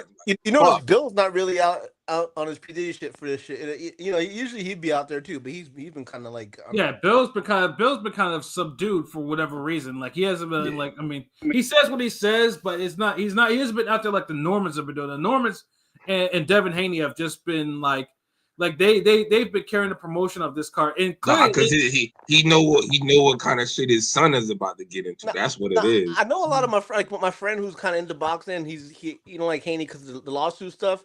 But he's like in the Norman, you know, the way Norman be talking on the microphone with getting viral with a couple, you know. Norman winning fans, bro. I'm gonna just say that. He needs to win this fight though for DiCaprio. He can't just lose. He can't lose. He's been gaining fans. Like he's really been like. I be seeing the tweets about him and shit. Like people fuck with him. He's got a good personality, you know. He knows how to cut a promo. You know what I'm saying? He's a young cat. He's a Atlanta cat. He knows how to he doesn't talk like he has marbles in his mouth. He can he has little he says little shit that's been going like semi viral and shit like that. His father's out there, so yeah. And this fight should really be the main event over Benavidez' Yard. And it really should be, man. Yeah, it's kind of. And don't get me wrong. I actually, I like Benavidez Yard as a fight. It's not the main event of this card, like because not for this fight. There's no main event to Haney Norman for this year. I mean, like the Brits just isn't. The Brits are rabid fans, but they don't even care about. I never hear him talk about Yard. I'm saying because he's toast. Yeah. I feel people kind of going at Yard a little too hard. I like Yard, and I think this is going to be a really good fight. And I think he's going to give Benavidez some trouble. But I mean, we don't know how it's going to end, but it's going to be a really good fight. Yeah. So it's still not a main event fight next to Haney Norman. Exactly. It could be a main event, damn, anywhere by itself. But like, the only look, man, right? The way Haney Norman been buzzing. The only fight I can see that could main event that would be Boots and Ortiz. Right. Yeah.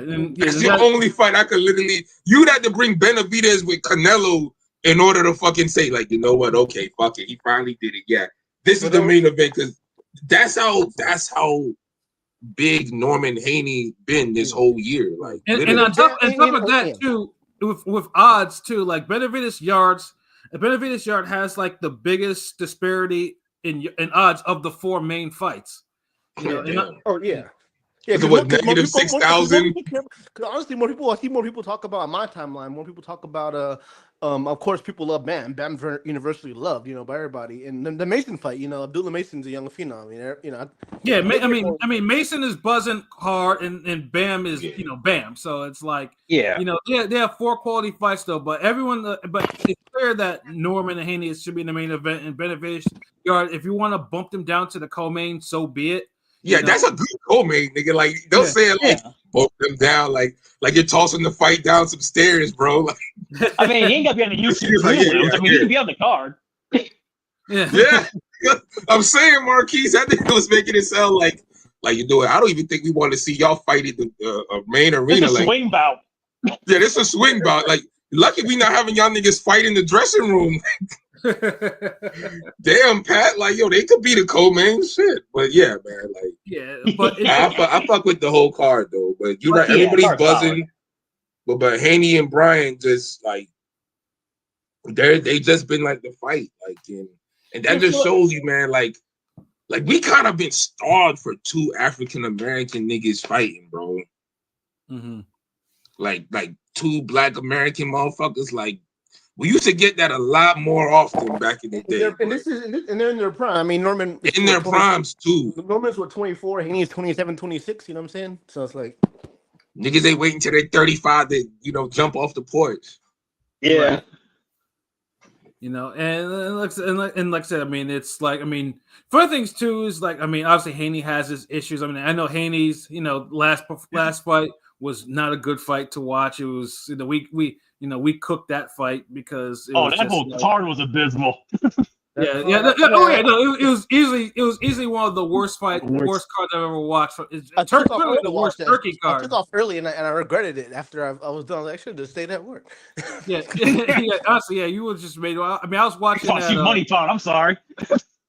Yeah, I was watching at Dave and Buster's, and I was just like, God damn this shit. If it wasn't for the food, I would have been like, I would have probably fallen asleep. It was such a bad card, and and Turkey had to kind of redeem himself with the Shakur card after that one, but it was just like, it was just horrible. And Devin Haney was just fighting like he was still shell shocked, and against a cooked Jose Ramirez, like, bro, what are we doing? Like, box him, like, stand there, stand your ground, and punch him. Prove that you're right. Nigga, I don't know what the fuck you're doing. If I just remember Jim Lampley saying at one point, Devin Haney's right. In order to go to sleep, you have to dream. I do remember that.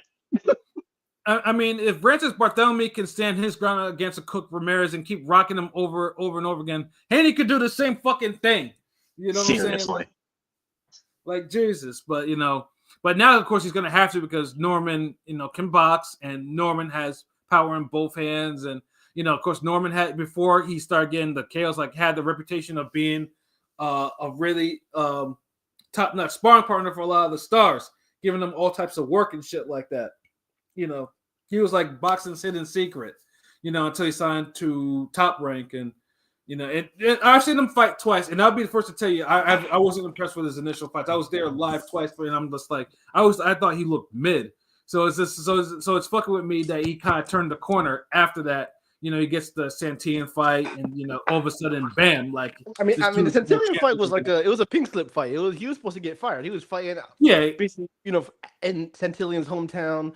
It was designed for Santillan to become that guy for them. Yeah, become the guy, become a champion, and he upsets the uppercut. He throws plans off, and since then he's just been having a momentum outside of the whole thing with Boots. I still put that on him, like, for not making that fight happen. Like, that should have happened, but at least now he got stuff. I mean, would y'all say maybe the Berlanga one? I don't know, but he got one of the most memorable KOs of the year for sure. He has the KO candidate now. Like, I mean, that KO was brutal. Like, that was nasty. Yeah, like, I mean, that type of setup. I mean, that unfortunately, Sasaki was like, that type of setup is like, you're not supposed to mimic your opponents like that unless you got Roy Jones reflexes, to be doing that shit, And he didn't remember what happened. Yeah, exactly. Like he lost how hard you got to get hit to not remember what happened. Like, he lost a month and a half of memory. Is crazy. Yeah, like shit. Yeah. Nigga, they gonna turn that into like a superpower or some shit. Exactly. Norman has just been with that type of knockout and shit like that, and obviously Haney has been kind of shaky or anything like that. I know most people. So, are we thinking Norman? First of all, who has Norman winning this fight? And does anything Norman can stop him? Me, teacher, me. No. Go ahead, King P. I was fucking with you. I'm just saying, like, I'm picking Norman. Like. P, go ahead. King P, yo. Like, can you hear me? Can you hear me? Yeah. Honestly, I'm still going back. I'm still going back and forth, to be honest with you. But gun to my head, if I had to pick, if you put a gun to my head, I'll probably go Norman. But it's close. It's really close. Damn, you take a gun to your head for this fight, really? Yes, it's one of those because I can see Haney. I do see path for Haney. There's pathways to either. Well, first of all, I'm gonna say this. Yeah, I gotta hear this. Yeah, go ahead. I'm gonna say this. If Haney fights like he fought his last fight, he's not winning. That's the only thing I'll say that. What about the fight before that? What about the fight before that? I just think, I mean, he's gonna have to be like kind of a spoiler, but he's gonna have to move forward. Oh. So he's gonna have to use his strength. It was just this try to turn him, try to jab him, but it's going to be tough because Norman is a counter puncher, and if he moves forward, jabs forward, he gonna walk into a left hook. I feel like he tries to clinch. Like, it's not gonna, like, Norman can land some short and sneaky in the clinch. But I mean, I don't think. The thing is, I don't know if Norman has the best. Like, He doesn't have the best foot speed. So it's gonna be interesting. Okay, pilot. I mean, not pilot. P. Like, tell me, like, okay, you're in the driver's seat. You're the coach. What's the game plan you have for Norman? I mean, I'm sorry, for Haney to beat him by decision. What'd you say? Like, imagine you're Haney's trainer for this fight, coach. You see him through the fight. What's the game plan you would have him use throughout the fight in order to see the final bell and have his hand raised? Because you're picking him by decision, right? Like, you're seeing Haney win. If Haney wins, it's a decision. All day, yeah. And so how you see him doing that, though? Like, I see him using the jab. I see him move. I'm seeing him trying to like move a little bit, try to use pivots, feints, but like, that's what I'm saying. It's gonna be hard because he's gonna play into it. Because he's gonna have to move forward. He gonna have to try to use his muscle, use his strength. But Brian's a strong guy. This is a hard fight for Haney. Really hard fight. Yeah, it's kind of, I mean, I also think it's kind of 50-50 because I mean, I'm still not so excited because I've seen Norman fight live twice and then like he looked mid to me. Yeah, and that's the thing. I'll say this. He did not. I mean, I still can't get the Quentin Randall fight out of my head. Norman let me ask not. Norman, let him finish. Hold on, he was about to cook.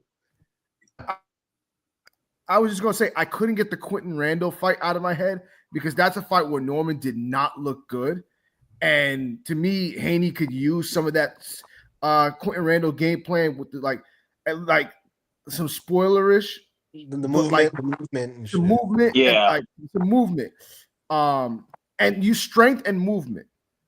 Like he's really most of these niggas can't win a fight moving. Like you act like this is like Keith Thurman. I've got a couple of questions. I want to ask: do y'all think Haney actually has the power to keep Norman off of him? This is welterweight. This isn't like a 40. That's the thing. I don't know if he has. I mean, the jab in it. I just don't. It's going to be difficult for. We never also seen Haney push anybody either. The last guy he knocked out was Antonio Moran, like what, 20 years ago? I mean, that don't count. Yeah, that was a long time ago. That was pre-COVID, man. That was a long time ago. Yeah. I'll say this though. Norman did get dropped by Boca Chica, and Boca Chica is not a power punch. But has he looked? Yeah. Now that's my thing. Now, but since the Norman fights with his fucking chin up, bro. Has it been since the Randall and Boca Chica fight? Has it been the style of opponent he's fighting, or has Norman showed a immense improvement? I think it's a little bit of both. Yeah. Like he's shown improvement. He's had the right fights in front of him. Sasaki was the perfect fucking fighter. That was Taylor. Yeah, he's hittable, but he's not Fabio Wardley hittable, if that makes sense. Yeah. I'm sure you would understand, Pilot. Yeah, But also just the fact that Norman's never went 12 rounds. So yeah. I don't know what he's gonna look like. He don't like. need to. He's not motherfuckers out. If he knocks him out, he won't need to. But if the fight goes longer, I'm wondering how he's gonna look. But can Haney go 12 rounds and actually punch and be effective? This isn't Ramirez here. He's right. No, because that thing, Haney's resume is good. He has fought, but a lot of guys he fought are 130 pounders and smaller than him, smaller reach. Many have seen their better days. Norman Jojo Diaz, and he landed. The issue Linares, you know what I'm saying? Linares has, at his best, was a 130 pounder. The issue isn't Haney not being effective. I think Haney's going to be effective in the game plan. It's just a matter of stopping Norman from. It's getting Norman to be ineffective. Yeah, because that's the problem. Yeah, the biggest thing is you can do all the jabbing you want, but like I always like to say, if you're not hurting the fighter, you're not doing much. Like you can jab him all you want. But apparently, if someone that can move forward for 12 rounds, No, I'm not saying jab. You better have a Larry Holmes Golovkin ass jab if we just gonna jab a nigga all night. I'm not saying just stat pad him, but like you throw some rights in there. Try to use some strength in there. But like try to like it just Fuck, starts. I hate that term.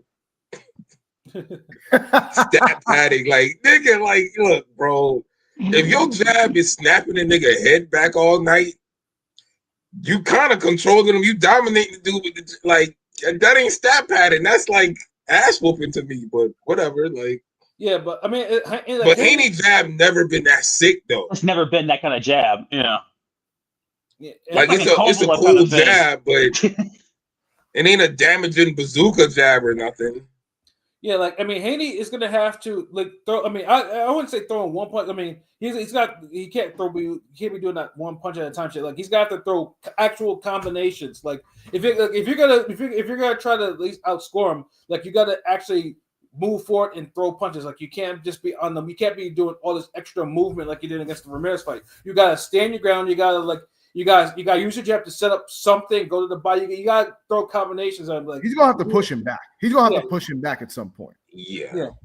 But it's hard to push a bigger, stronger counter puncher backwards because you're low key kind of playing into their field. Right. But that's why you have to move, because if you move, it makes counter punches hard. You can't. So basically, y'all want to turn Devin Haney into goddamn Bivol. Well, no, Bivol in and out with 1-2s. Am I tripping? I think skill for skill. Maybe I can see better footwork, but I don't see Haney being clearly better than everything at Norman like people are saying. That's what I'm saying. Okay, yeah, thank you.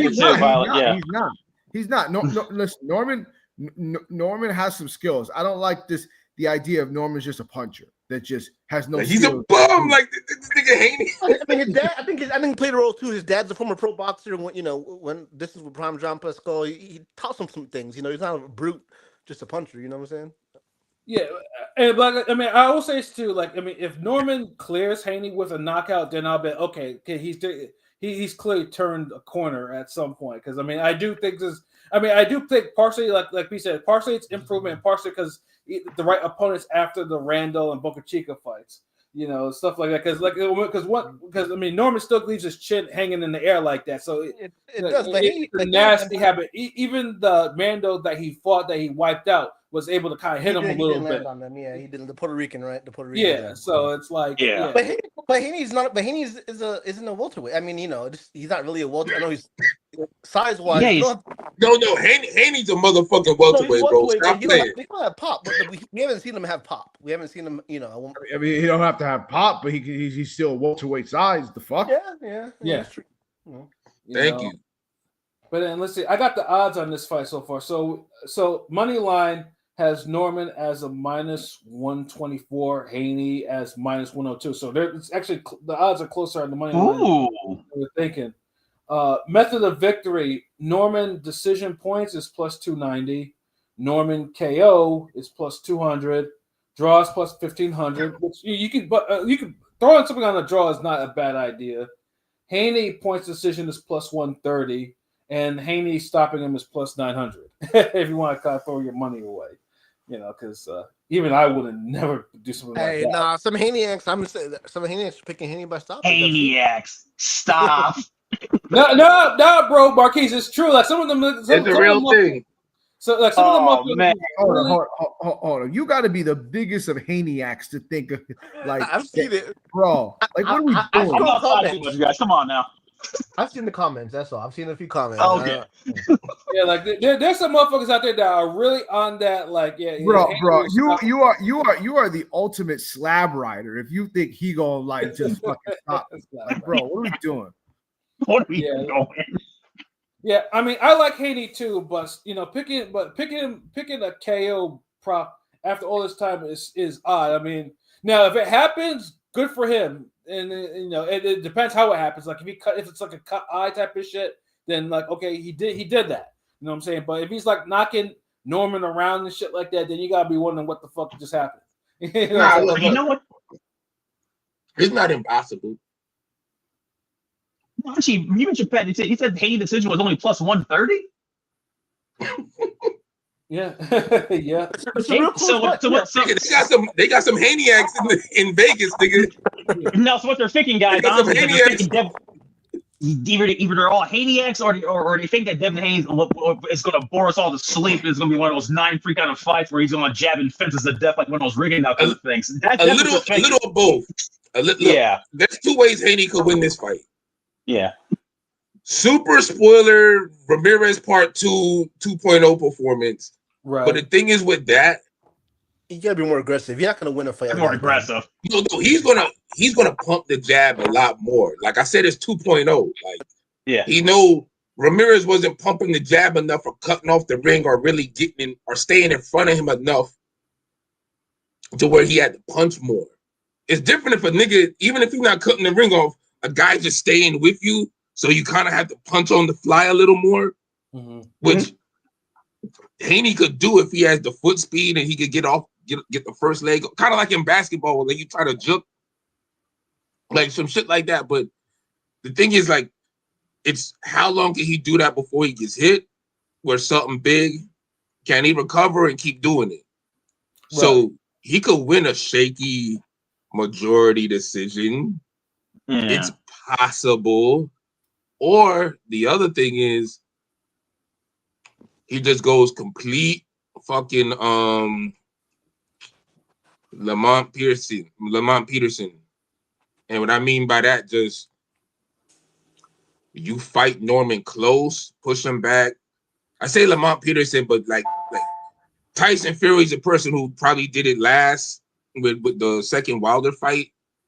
Basically, like you fight Norman fast, push him backwards, and you fight him close, and you don't really let him get them counters off. Like you tag, like you digging the body, you blocking a lot of shots. You're not really, and when he fires and he's trying to work around you, you uppercut the middle or you shoot down the pipe down the middle. Like I could see that, but that takes balls though. Pause.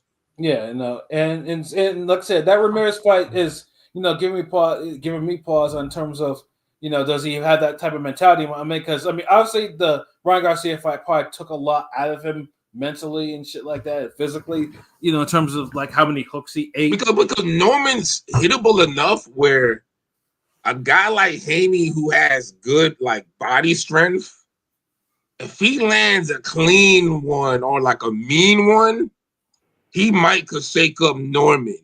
And I think that's what they're like looking at. Because I can't see it.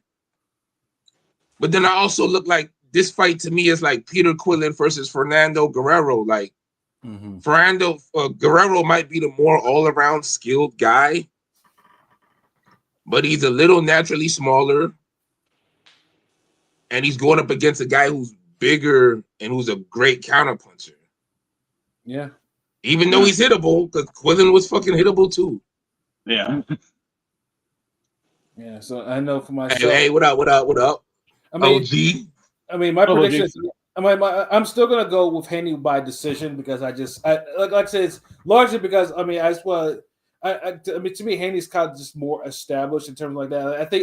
I just think he's more well-rounded enough to at least fall enough opponents that I don't think Norman is gonna be the biggest like overall puzzle for him, But it's definitely like Norman's fight. Yeah, so you really, I like. Well, because I mentioned before, like I'm not 100% sold on Norman. Like I know he's on a little hot streak right now, but because Norman's foot speed ain't the best either. So. Yeah, I feel like Pat ain't confident in that prediction. I feel like he's not really confident. No, I'm confident in my. You think? Oh, for sure. Okay. No, I'm confident in my decision. Like, yeah, but I'm not. I'm picking Norman to win too. Like I think. Well, I don't know if give it maybe round 6 to 9, maybe 9. I'll say round 8 or round 9. But it's a fight where I could see but the thing is, Haney, I don't have the power and chin. Like it's too many questions for me to think Haney. He's gonna have to box perfect. Because I think once Norman hurts him, might be over after. If he did more against Ramirez to kind of show me like he wasn't so. Like, I guess shell-shocked or still... Like, Ramirez was the guy where he needed to kind of try everything. Like, he really should have styled on Ramirez, and he just kind of sparred one for 10 rounds. That was the problem. Yeah, and it wasn't good sparring. Like, It was... So but you could tell, obviously, Ryan fucked up the bag with losing to Rolly later, but you can tell Haney was trying to get through that fight to get to the Ryan fight rematch. You know what I mean? I don't even know, people, because like I know people seem like I get what like there could have been like multiple reasons why Haney fought like that. Yeah, Could have been like you said, he's looking at the Garcia bag. 2, he wanted to see like, yo, can I move around for all of these rounds in a championship level fight? Will I be able to just, not get tired?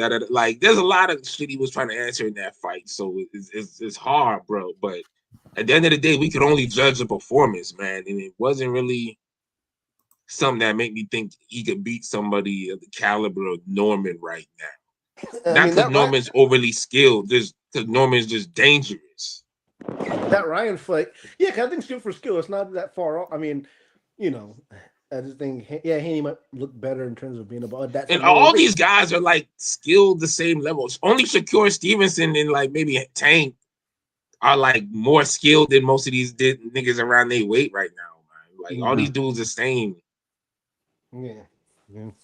So I guess I'm the only Haney predictions for this. No, I'm not joining you on that path. What round y'all picking for Norman then? I mean, if to stop. Norman in 8. I'll say 9. I wanted to say 4 rounds though. Fuck it, I'm gonna go Haney decision. Fuck it. Yeah, same here, guys. I think we'll be bored to tears. I have a feeling that Haney's gonna bore us to sleep, guys. I'm just being honest. That's what scares me a lot. Like y'all are trying to make this into Baumgartner Mayer part 2 or something. Whenever it's just me and LB, we usually get it right when it's just us two. So hopefully the tradition will carry over. Oh, what kind of shit is that? What kind of cherry picking ass stat is that? What kind of cherry picking ass stat is that? What? Honestly, look. I even gave y'all scenarios the way Haney could win. No. It's a close fight. It's 50-50. I just think Norman is going to I mean, honestly, I don't think it's 50. I think it's like 60-40 Norman. Like 55-40, yeah. 45-45. Or 55-40, but I don't think it's like straight 50-50. Like, nah. And Haney's solid and everything. It's just the last performance. Yeah, Haney hasn't set the world on fire in about 2 years. I'll be honest with you. I get it. Vernon Forrest, Mosley, the natural welterweight. I don't know. This is giving me Atlanta. Dude, but Haney's a big dude. He's not. Yeah, but he's not small. He's been draining himself, man. Yeah, but he might have been draining himself too long at the lower weights. That's the problem. Like that's the problem. Yeah. Like he honestly you saw him in the first Kambosos fight, right? Mm-hmm. Like he looked like a zombie. And imagine he fought 2 more fights at that weight. No. Yeah. The Loma fight, both Kambosos fight, the Loma fight, he didn't look the best either. You know what I'm saying? Marquise, you said he hasn't set the world on fire in a while. Well, I mean, the law of averages might say he's due for one. Yeah. There it is. I mean, I feel you. Norman's been on a KO streak. I know it hasn't been the greatest in name, just welterweight right now, but it's 3 welterweights KOs. Define. That's not. I just hope it's not boring. I hope that's the main thing. I mean, at the end of the day, because if Haney wins, these niggas need to shoot the fade for real. If Haney wins, he's back on the pound for pound list. I think he's somewhere on of the course, list. Yeah. But if Norman wins, because he gains some fans, he's not making the pound for pound list, but he's like, he becomes a name. Because Haney is, whether you like it or not, Haney is one of the more popular American boxers, by far. He's like top 3 American. Yeah, boxers. he literally is. Like his fights, like ever since the damn Kambosos fights, like Haney, like for some reason, like he resonates with the fans, social media. If you know Tank, you know Haney. If you know Tank, you know Haney. Yeah, of course. Like Like honestly, Crawford, Haney, Tank, and Benavidez, that's like top 4. Remember Haney was fucking known American fighters. Remember, because Haney was dating the Black China chick and the India Love, so he got that. He already has that connection with them anyway. The blog, all of that, like yeah. then Ryan. He got Ryan Garcia fan base. He got the casuals. He got the hardcores. Like then he got the Haney acts because you got Haney fans who are cool niggas, like just how you got like regular fans who are cool niggas. There's some Haney but then fans you got some Haney-acs. No, they think he's the second coming of Floyd. No, they really think he's the second coming of Floyd. Like, yeah, and of course, he's not no Floyd. I'm just saying. Because Devin, like why niggas just can't be the first coming of themselves? Like why they gotta be like chill with this Floyd shit? Like a lot of these niggas, like come on, man. Yeah, I mean because Devin does have the Floyd lineage because he did come up in the connection. There's a connection and everything, but come on, 135. But he's definitely himself though. Like Floyd was getting niggas out of there at 130, 135, and 140. You know what I'm saying? Like, come on. Yeah. But Haney, we'll see because this is fights at 147, no catchweight. And Haney didn't I will say Haney looked great at 140 against Regis. That's his best. To me, that's his best performance. Even though Regis kind of won. Yeah. That was Haney's best performance. You know, at the Regis fight. Yeah, easy. I mean, that was. And the thing is, you can't even say Regis was kind of washed because he's looked better in fights afterwards. Like, but he looked bad the fight before. Remember that fight, the hometown fight? He did. Trust me. Oh no, Regis looked like dry cleaning for a minute, guys. Let's be real here. No, I'm saying y'all not lying. It's like, but like Haney still got to get props for the performance, though. Like, I don't want to just say Regis was like horrible. Like, no. It's his best win. It's his best clear because Loma fights to the speed to say that's his best win. I don't know. I thought he lost to Loma, my opinion, but it's a fight where I feel like it could go either way. Like, I don't think it's no fucking robbery how some niggas try to call it. Definitely not a fucking robbery. Like, but yeah, I agree. The Prograis fight was Haney's best performance. The Jojo Diaz performance was good too. Linares is up there, but like when he got sunned the last 3 rounds, he got smoked in that 11th round, man. Hold on, like he got hurt and the nigga matador in his ass and shit. Like, bro, like nah. But now, other than that, nah. But I can see I can't blame y'all for picking Haney. Like he got the experience in these big events. Yeah, this is the fight. There's another fight where I think Haney will win every round. He doesn't get whacked upside the head. But let's see how many times he gets whacked upside the head. Yeah. So basically, this fight hopefully will answer some questions on both these guys in terms of because like I said, I mean because there's clearly a lot of them and. Hopefully, so we get that answer, and then hopefully we don't get a boring fight. Like because, like I said, I mean, because we don't want the matchmakers to be like, that's the reason why we didn't put this shit as a main event. You know what I'm saying? Yeah. Now, because Haney gonna end up trading hooks with this nigga, and boom, the kid need to get the uppercut and block the hook. Right, though. But speaking of the main event itself, we have Benavidez and Yarde, and like I said, it's a good fight. Like I mean, I know a lot of people have been shitting on this fight, because I know large. Why? Yarde is not a bad fighter. Like why? Like the fuck? I mean, he's basic, but he has power. Like I mean, he's been but the thing is, he's been looking and he's explosive. It's explosive. But he's been boring on the undercard. He's not a bad fighter. Like he's not. If you watch his last few fights, it's been like the Lynn Arthur fight. You should have got him out of there. The most recent Lynn Arthur fight because he stopped him before. And he just kind of. And another one that was like Lynn Arthur, like was it Yarde for like 7? What? I mean, it was a time things like that's a fight. I don't know. I just know he's been on a few. He's been on the undercard for a few of these bigger cards, and he hasn't delivered. I mean, I think Yarde is one. But they weren't like regarded as like the top name. His last good. Whenever he fights a top nigga, like that's when he has his moments, and then you're like. That's Yarde, like you know what I mean. Like it's a second fight. The Better fight was great. The Better fight was great. You know what I'm saying? The Better fight. The fucking Kovalev. I mean, he nearly was very close to taking away Kovalev's belt and spoiling the Canelo fight. Then he got tired. He got tired. He got tired and then stopped by a jab. Basically, he was too good. Ran out of turbo. Yeah.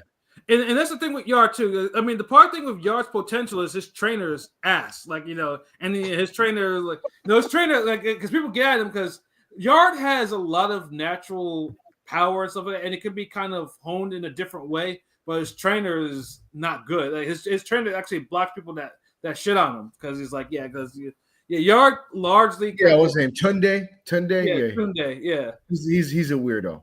Yeah, Lions in the town. Yeah, so and it's like, and I think his trainer holds him back.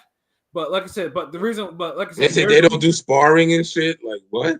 which is a lie. Which is a lie. That's a lie. Come on. Yeah. Come on. Nigga. Yeah, I know. So like I said, but then also too, we have Benavidez. Ever since he's gone up to light heavyweight, he hasn't looked great either. Like he's looked good at best. You know, like the Vosdick fight, he should have dented Vosdick. Like he came back from a bad concussion. I mean, hold on. He clearly beat a guy that was one of the top guys at the division. Like, come on, man. What are we? He didn't hurt him. He did not hurt Vosdick at all. He did. But he beat him. That was. But he beat him clearly. Yeah, he beat him, but he did not hurt him. And that's the Vosdick has got this. Do you think Benavidez's power? You think Benavidez's powers not question? I don't know. He's more of accumulation. It's not the same at 175 because Morel showed that. But even too. at 168, he wasn't even the heaviest punch. He was more of accumulation, the bop bop bop bop type shit. But he was hurting guys at 168. He's not hurting no one at 165. I agree. Clearly, he's not. Yeah, like the Morel fight is the same. He was hurting Morel. Yeah, like no, Morel. I mean, he's not getting his guy. I mean, come on. We used to once like Superman Adonis, the icing niggas out. You know what I'm saying? Like that. Yeah, because the previous 175 era was like punch-tastic. Like we're used to like seeing niggas get like wasted in like 3-4 rounds. Now he got this fucking Boat season shit. Boatsy and Parker. Yeah, Boat's horrendous, man. Oh my god.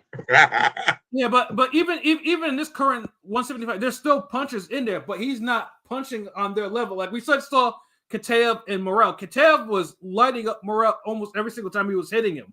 Like that. Didn't he drop him too? He got robbed in that shit. He got robbed. Morel got dropped in that fight. Definitely got robbed. I remember that fight. Yeah, but like Morel dropped Benavidez, so it's like okay, he's clearly facts.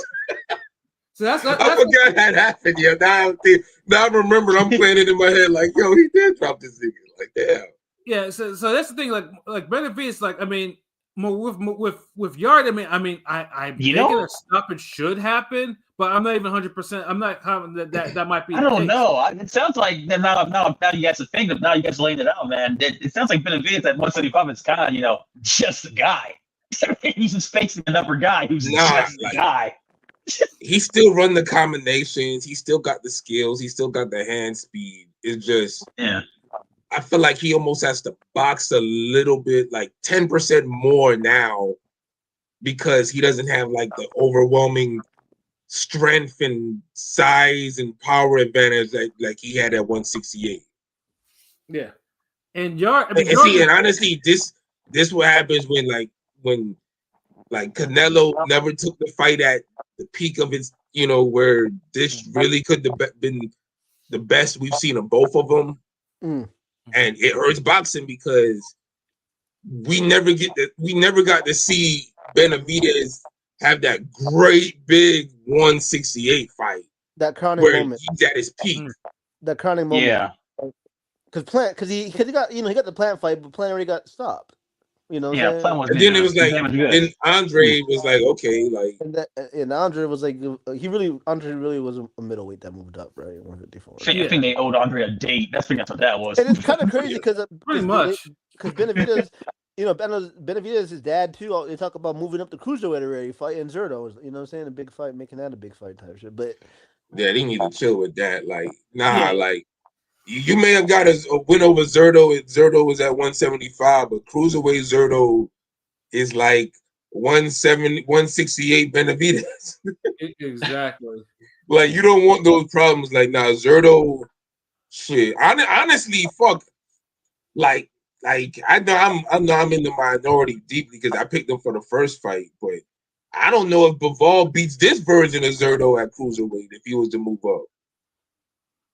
Because it's like Zerto just seems like a whole different fighter. Like he takes himself serious now. Yeah, and he really should be a fucking heavyweight. But it's like, yeah. But like this is the best I've seen him fight in his whole career.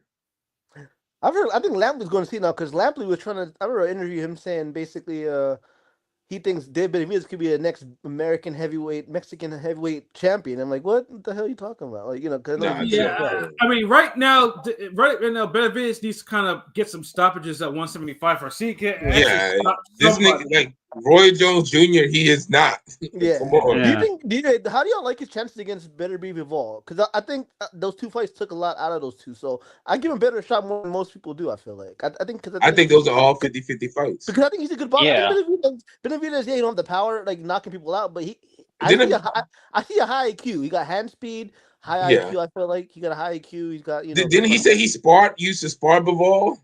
He just sparred like Triple G when he was young, Kelly Pavlik, all these guys. He just sparred everybody. Like Yeah. that's one thing. Like he has like real ring IQ and poise and shit. Like Yeah, I mean, if you're sparring Triple G and Kelly Pavlik at 15, 16 years old in wars, you learn how to fight the old school way. Yeah, like you definitely got some good fucking work. His IQ took a big leap. I felt like during his when Canelo was ducking him. I saw a leap in the IQ. I could see. I don't download information. I don't know what it was, but. Yeah, no, he has a fight IQ, but it's just like now. I just like he isn't kind of. I mean, like he's at the point right now where he has to kind of prove that he can actually operate. He gotta stop. He gotta stop Yard. He gotta stop Yard, man. He has to stop. Of course, he definitely has. Yeah. Your main event, and you better close the show, especially if Haney gets slumped by Norman. You got you can't. Yeah, I mean, one of you fucking Americans need to come home a winner. Someone, really. Yeah, I mean, if Benavidez is out here going the distance with Yard, then it's just like, then I mean, I'm not. No, he's not going. Not with that gas tank. He's not going the distance. Yard. Nah. I mean, the odds right now, like the money line. Matter of when. Oh, go ahead, P. No, I was saying just a matter of when. But go ahead. What the money line say? Yeah, the money line says that Benavidez is a minus 1,100 favorite. Yard is plus 610 underdog. Method of victory: Benavidez points decision plus 180. Benavidez KO minus 145. So even Vegas is like, yeah, we should stop him. This guy gonna die. Yeah, a draw is plus 1,900. Yard decision is plus 1,500. And Yard KO is plus 800. So yeah, it's kind of rare. I'm hearing a fight card where these draws are like under 20, under 2,000. That's a little concerning. I'm gonna be honest with you, especially when we all know the judges on these stupid fight cards. But yeah, damn, they hoping for a winging and prayer for that Yard KO because plus 800. Yeah, because it's definitely possible. It is but possible. They're like saying it like damn. Yeah, I mean, yeah, Yard KO is not out of the realm because Yard does hit hard. It's just, it's just. I mean, and I do think he will push Benavidez though. But I mean, I've seen him throw and land overhands, and I think that's one of the punches you need to beat Benavidez with. But we never see someone could kind of consistently throw that punch though. Yeah, like and actually, Yard actually looks like he's in pretty good shape. He doesn't look as bulky as I usually see him. Like Yard looks like he's taking this fight super serious. But like I said, it's just his trainer kind of holds him back though. Like any other trainer, and I probably would pick Yard for the upset. But in this particular case, Benavidez should beat him down. That gas tank, I'm not picking him regardless. Yeah, but see, that's the thing. Like if he had a better trainer, he'd probably have a better gas tank. That's also true. Yeah, like and that's why I always think because, like I said, because he was so close to beating Kovalev. Like Kovalev was out on his feet, and then he gassed out. Benavidez was just landing a lot of heat on him, like a lot of it. So it's just like Benavidez fought back, but like he did have Benavidez like hurt at one point, but not he like had him roped up like in that fifth not round. Colin Johnson hurt. Yeah. But I'm definitely picking like Benavidez by like round 9. Earlier than that. Yeah, I'm thinking like I'm thinking like 5 to 7. 6th round, 5th round. I'm thinking like 5 to 7. Yeah, I'm thinking 6. Yeah. 9, 6. Who else? Oh, no, I said 6. I say 6 too. Yeah, give me 5 to 7. I'll go. Give me put number 3 down for 6. All right, what are these YNs now with this 6'7" on TikTok? No. I'm not doing that shit. Give me 8 like Kobe. Give me 8 like a young Kobe. Put an 8 to your jersey. I put an 8 to your. Yeah, I don't see this lasting longer than 7. No. But no, Benavidez though, like I said though, he can't be getting knocked down by Yard. Like I mean, it needs to be like I mean Kovalev was washed and he still and he knocked him out though. But yeah, this will be a good gauge of kind of where Benavidez is at 175 because he should clear him. Like if we were like, okay, he's gonna be like a better Beav or Bivol type of fighter. Like it can't be on no bullshit. I gotta see what Benavidez rounds 4 through 6 look like. Yeah, because I'm thinking it's gonna be an early exit. Hopefully. Yeah, these Ring magazine cards be taking 20 hours. The thing about Yard is his guys are gonna go even quicker with Benavidez because like Yard likes it when you do the little silent agreement with him and let him do his punches in between and give him some time in between to work through the punches. No, Benavidez is gonna make him punch. Like he's not gonna let him stop. There aren't gonna be no breaks in between. You're gonna have to. It's gonna be like the Bitterbeef fight, then. Yes, exactly. Yeah. Mm-hmm. Yeah, but I mean, either way, I mean, it should be an entertaining fight. Like, I mean, these guys. I mean, the style class. Like, one is a really good volume puncher that can box. The other one has a lot of pop, and it's going to actually come to actually knock somebody out. So, like, I mean, that fight shouldn't suck at all. Like, So. I'm also looking forward to Benn versus Puma. That's going to be a good fight. Yeah, though that fight, I'm actually looking forward to more than other because to me, I mean, even though it's not being like really like marketed as a 50-50 fight. I honestly think it's a true 50-50 fight. Like, I mean, I love watching Bam. I think Bam's gonna win, but I'm not gonna go that far. I like Puma, but I'm not gonna go that far now. Yeah, Bam is one of the. Bam's gonna be one of the most entertaining fighters to watch because he's so complete and can do everything. The thing is though, it's because they're both like he's a killer. He's a killer too. He stops these guys. And so is Puma. Puma is an elite volume puncher. Like if you don't say that, you don't see too much of his. Like when bro fights, he's beating the shit out of people. Like that volume is what's gonna get his ass. It was gonna make him get his ass. Yeah. That jab would have ripped that volume apart. He was the MVP of the old the end of the Showtime triple headers. He was carrying that shit. Because like I said, because that's the thing. Like Puma's, I mean, and I know because people with Puma they burn out at some point because it's hard to really to do that type of. I think it was Ioka dropped him. I think his last fight, Ioka or the Japanese guy dropped him a couple times or some shit. So I don't. Puma didn't get dropped. I thought he got dropped. Someone said he got dropped. Not by Ioka. No. Huh? No. Puma didn't get dropped at all. He beat the shit out of him in both fights. Like, yeah. I mean, one was harder than the other, but he won them clear. Like there was no knockdowns. Like he didn't get dropped. I don't think he's gotten dropped ever. But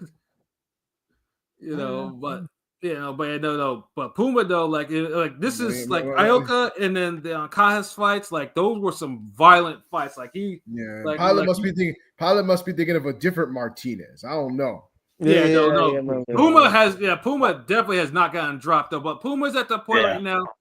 Because Puma's like 33, 34 with his style. It's only a matter of time before someone kind of breaks him.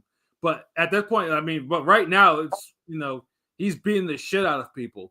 Like a lot of them. So it's like, and this is where Bam does. Like, I'm not saying because Bam, Bam has had some kind of fights that he wasn't necessarily looking pound for poundish.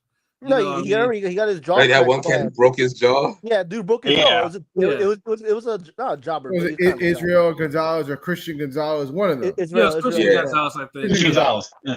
Christian Gonzalez. Yeah, he was he was kind of a high level gatekeeper, but. Against the top competition, we gonna see what the real Bam. Yeah, so. I mean, Estrada dropped him like an old one. Yeah, Estrada did drop him. But he came back and beat the fuck out of. And the first thing is Estrada can't punch, so I mean, and he beat up Sonny Edwards. I know Edwards only had power and everything, but he did kind of Sonny. Sonny. I mean, he definitely beat up Sonny Edwards. He basically retired Sonny Edwards. Really. Yeah. And like I said, Bam is like if Bam was a couple of divisions higher, he'd probably be a bigger star. But Bam's. I mean, he's complete. He can do everything in the. I know he got dropped by Ogalo. That was kind of shocking, but he's complete as fuck as a boxer. You know what I'm saying? Like he is, But I don't think. It's just but it would be good to see what he does with someone who's an elite volume puncher. It's a shame, like someone who actually will keep walking right through because Puma hasn't been dropped yet. Like he's hard to hurt, so it's like. Can he hurt someone that walks forward and throws this type of heat at him? Well, you think Bam will win a hard fought decision, maybe, or just but Bam might just win a decision? I think Bam will win a hard fought decision. Like it will be a hard decision. Like honestly, by KO, nigga. Stop. Yeah, but I think Bam stops him late. Now, give me Bam in 10. I was gonna say Bam in 11. Yeah, Bam in 12. 12, yeah, no, and Bam. I mean, because the other fight, Mason Noakes might be, but those two fights are sleepers. That's why this card should be the best. Hopefully, the best turkey card. Hopefully, it's not. I mean, that dude Noakes. He's got power. He's strong, but he's fucking slow. He's so slow. Yeah, because I tag him the fuck up, yo. Yeah, because I never heard of Noakes, so I had to kind of like watch a couple of fights. Yeah. Noakes has a lot of power. Like, he's one of these, but it's one of those things. But watching him throw punches is like watching the sand from the hourglass go down. Like that's how fucking slow he is. Mason's been better, but Mason's has swung less wider with his punches ever since like that 108 ranked featherweight dropped him 2 or 3 times. You know what I'm saying? But he hasn't been wow. Yeah, and that's the thing too. Like, if honestly, if Noakes lands Mason that, Mason will go down. Mason will go down. Oh, yeah. He might not get back up. I could see, Mason's so young. He might, you never know. I mean, this is boxing. I've seen young up. You've seen a guy you think's gonna have next up get slumped. I'm just saying, so it could happen. Oh, we saw it this year. See it every year. See it every year, man. Yeah. There's some guys you think that's going to get slumped, they end up winning the heavyweight champion. Yeah, exactly. So I mean, shit happens. It's boxing. Yeah, so I guess I'm the unexpected. So I guess I'm alone on Bam winning by decision. Everyone thinks Bam's gonna stop Kuma on that one. Yeah, I think he stopped him late. Yeah. Not saying dude ain't gonna be competitive. But Bam. That fight? Was it Bam like -8? Oh yeah, the odds. Let me take a look at the odds real quick. So Bam odds are he's a -1,000 favorite. I was close. Puma is plus 560. Bam decision is plus 290. Bam KO is -220. There you go. Draws. That let you know right there. Puma decision is plus 1,300 and Puma KO is plus 1,800. Excuse me, not 1,800, 800. 800. I said not 1,800. It's 800. So if Puma survives, he makes money. That's not terrible, but -220 is a lot. Yeah. I honestly think Bam can stop him too. Now, like I said, I honestly think it will be a harder fight than that Bam is expecting. But Bam will win. I do think Bam will win. There's no, but I just think Puma's not gonna. Puma's a hard guy to kind of dissuade, So it's like you make him look like Sonny Edwards. But Bam but thing is, Bam just might be like that. You know what I'm saying? So, but then Sonny Edwards never really looked like that. I mean, Sonny Edwards was just never looked formidable like that. He was just a slick motherfucker. So it was just, yeah. I mean, Puma is beating the heads into some of these guys he's fighting, so it's like I know. Yeah. So I mean, either way, if heads to these dudes, yo. Sonny was a professional pointer, guys. He was what they call in the internet a UD merchant. That was the guy. Yeah. But the odds for Mason and Noakes are a lot closer than I thought they would be. So Mason is -370, Noakes is plus 260 underdog. I actually thought it would be like a bigger. It's because they don't know who Noakes is. Yeah, because he's the big unknown. And Mason decision is plus 230. Mason KO is -105. Draw is plus 1,500. Noakes decision is plus 950, and Noakes KO is plus 370. So. I mean, like I said, I do think, like I said, it's the type of fight that Mason needs. I mean, it's actually the right type of fight, and I'm glad it's not to say it. But I mean, I do think that Mason will probably get the shit by KO. Like, I'm probably thinking Mason will probably stop him by 6. Yeah, put me up for like Mason, like 7 for 9, somewhere around there. I can see that. What about you, LB? Yeah, y'all think Mason gonna stop him? Yeah, I mean, no, yeah, like P said, Noakes is slow. Like, and he has plenty of power for days and he's strong, but he is slow. Yeah, yeah, Mason might just TKO this dude. Yeah.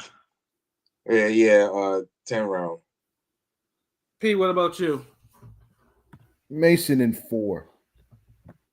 Yeah. Damn. All right. Yeah. Yeah, like I mean, I believe that's like I don't know if that or the Puma Bam fight's the opener. I mean, Mason should probably be the opener, but you don't know what this match. I know. I first thought it was gonna be Bam, and they might change I'm gonna look, but I think Bam is the opener. But the way they changed it over the course of they seem like they put it as Mason might be the opener now. So we'll see though. Damn. I mean, it would make sense to me since like they're the newer fighters, whereas Bam and Puma are like that's a 3-belt unification fight. Like that's title defense, right? Yeah. Pound for pound. But it's 115. It's a small weight, right? So it's a pound for pound fight, though. That's what I think. For sure. But it might be an opener. So I'm just saying, like, because it's the lower weight class. I don't know. You're right. It's Turkey. It is Turkey. It's Turkey.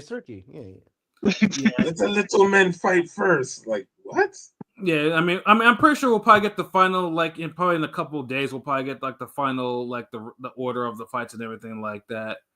And as always, too, like I mean, obviously, there's 4 prelim fights where Vito McNicky will be on there, and then that horrible fighter that he likes to massacre. Huh? That's that Vito McNicky fight. Yeah. Yawn. And then, of course, I saw that in Albuquerque when he signed with Top Rank. That man, that whole car. Well, that was the night where Angelino killed sent them into the Shadow Realm. But man, other than that, you missed. Anyway, sorry about that. Go ahead. Yeah, no, like I mean, I know because I was thinking that God, there wouldn't be a prelim fight, but yeah, no, the usual suspects for him are on there. That Muhammad Alakel person, who I can't stand fight, and then that one. Teenager Sultan El Muhammad, the one that had that hard 4-rounder, the one that was that 17-year-old that decided he wanted to war like a 12-rounder and shit like that. The guys are on the label. All these this will be on YouTube, right? I mean, probably. Yeah. So I mean, obviously, because Turkey is not gonna let a card like this without any of his fighters, his own fighters on this shit. So. But but the time I'm hearing that this starts at 3 Eastern or whatever, or I don't know if it's the main card or the prelim card. I've heard conflicting times. I don't even. Yeah, exactly. And then I also heard that the main event should start at like around 9 p.m. Eastern time. So I don't know what the times are kind of all over the place. So but most likely, like if you're looking for the 4 main fights, I'm assuming it's gonna start sometime in the afternoon. Like it's gonna start like at least 3 if they're talking about a 9 p.m. main event time. But yeah. Why the main event so late on a Saturday if it's over in Riyadh season? Yeah. What you talking about? That Espinoza main event was like midnight the other day. It was like 10:30 out here at Mountain Time. That car wouldn't stop. Yeah, that shit like went into like almost 1. I was like, God damn! And granted, it was an ass whooping, but like, geez. Man, you earned it. They could have stopped. Stay up for that. Yeah, they could have stopped that at 12:30. We all would have been fine with it. It was over then. Yeah, no, but but I guess like I said, the times hopefully will get finalized by sometime this week because even looking at the DAZN calendar, like logging in, it's like you can't really tell. Like, it says 3 p.m., but okay, is it the main card or is it the prelims? Like you don't really say. DAZN gonna charge everyone like half $100,000 for a new subscription service, but can't give you a ton of pay-per-views. A Ponzi scheme running over here. Talk to that. What American greed shit is this? Yeah, but I just hope that at least the card at least lives up to its potential. Like, because like I said, Turkey definitely hit out of the park with the Shakur card. That Shakur card went above and beyond what I thought it would be, and that was a card that I didn't even like the fucking Shiraz Orlenga fight, and even that, and never mind that as the main event, but it actually played out like it made sense, which was rare. So it's like. Yeah. So I mean, hopefully we get something because, like I said, this card has fights that kind of move certain things kind of forward, especially with Hayden and Norman. So it's like, yeah, and they're all fan friendly fights, really. Yeah, we just we just need to make sure that there's no bullshit. Like they got like I want a boxing high. Like I want to be at the end of that show. Like goddamn boxing high. I want to feel that. Like it's been a minute. So it's like so like I mean we'll see it. We'll see how it goes, man. And then obviously we'll retreat when those times become available and shit like that. But yeah, I think we come to the end of our show. Do we have any last minute thoughts before we get up out of here? Nah, it's Go Artist Day. Oh yes, it is. It's your birthday, man. Happy born day, bro. Happy birthday. Thank you. Happy birthday. Gentlemen. Yeah, Happy birthday, bro. Happy birthday, dog. Appreciate that. Yes, sir. So yeah, definitely, we'll probably, a tweet will probably go out probably later in the day, just to make sure, more people will say happy birthday, to Shuttleworth and whatnot, So yeah, make sure you do, what I'm saying, one of the, the capo of Ring Gang Radio, you know what I mean? Yeah. You know what I'm saying? But yeah, good show. Then, Marquise, of course, always a pleasure to have him on the show or whatever, dropping his stuff and whatnot. And thankfully, on a boxing episode, nonetheless. Yeah, on a boxing episode, because usually he be the third. The music shit. Yeah, when me and LB do music episodes, like the last couple of them, like he was there. So that and they were good episodes too. So to the lead boxing here, man. Throw me on a boxing feature. Yeah, and like I said, hopefully that this card also too will just be, will be like a catalyst to kind of like, because I know Matchroom like announced 4 cards and stuff like that. I know we still have PBC cards that are coming up there, that need to be announced and shit like that. So hopefully hopefully this card will kind of reboot the momentum that that boxing had into 2026, because boxing needs that, among and then kind of iron out a lot of the platform situations for certain promotions. Yeah, we need these fights in America, preferably. Yeah. That too. Yes, definitely preferably. Like the fuck, like that's almost non-negotiable now. We have the cities most about fight for boxing is going to be in a desert somewhere with like 75 people. Well, damn, we need more boxing in fucking New England. I'm tired of like Florida gets all the fights now, but fucking New England hasn't gotten. Man, get the fuck out of here with this. Florida gets all the fights now. Nigga, Florida gets all the fights. Multiverse Florida is this. Florida, I'm not talking about big fights. I'm not talking about the big fights. Y'all get like the pro box fights. You get the Jake Paul. Nah, nigga, we want big fights. Look. We tired of the celebrities just coming down here, fucking around. Chilling on our beaches, fucking our bitches, all this shit. Like no, nigga, take the big fights down here too, motherfucker. Like, damn, stop just playing around and training down here and shit, nigga. Like, nah. Yeah, dude, you go, y'all get all the little small cars, but man, fuck all that. That's like saying like it's like y'all get all the like y'all get the Rough Rider features, but it's never a DMX feature. Like I mean we don't get shit in my. You get like Dragon and Eve, maybe Styles, nigga. Like, nigga, come on, man, stop playing, nigga. I mean, y'all get more boxes in your area than I do in mine. Like, I don't get shit in my area. Because your area is like the whole tri-state area. Like, y'all gotta drive for your area. No, that's it. Well, no, we used to get all the like Connecticut used to be a hotbed for boxing, the casinos and shit like that. Now we don't. Yeah. Now they don't hold fights in the casinos. Y'all need another Mickey Ward, nigga. The fuck. We need. I mean, I don't think since Andre kind of moved on, we don't get fights in that area no more. I think it's just, which is the sad thing. When he coming back, you feel me? Yeah. And Andre signed the PBC, and he's been on the shelf with shoulder surgery and shit like since the Benavidez fight. So, yeah. Yeah, and it's just like it's been like a ghost town for big fights. Like minor fights, sure, but big fights, like absolutely not. You talking about Florida? We never get like big fights. Like, all if we get a big name, it's like a bullshit fight. Yeah, I was still back down there. All the fights always with the stupid Kissimmee or that Rourke Caribbean over I drive in Orlando. Anyway, trying to drive through that mess. Yeah, like South Florida, like nah, man. I got to drive through Disney World to go see a club show. Come on, man, what we doing? Y'all niggas get TFEMO Cambosis, we get TFEMO Claggett. Like, come on, man. Y'all get like Mayweather Sosa, we get Mayweather Brucelis, Brussels sprouts, or whatever the fuck. Yeah. Like, come on, it's like night and day, nigga. Oh man. I take at this point. I take some of those fights right now. Like shit. Like shit. Yeah. What's that movie? My brother, you're starving.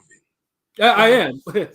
I mean, you gotta hit you with a Malcolm X one. Like, nah, nigga. Like, although I hear Pro Box is actually planning on running one of their shows in Connecticut, so I'm crossing my fingers at least because I want to go to that one. I want to go to that Pro Box show. So, like, hopefully that might be the case. But yeah, like I'm tired of.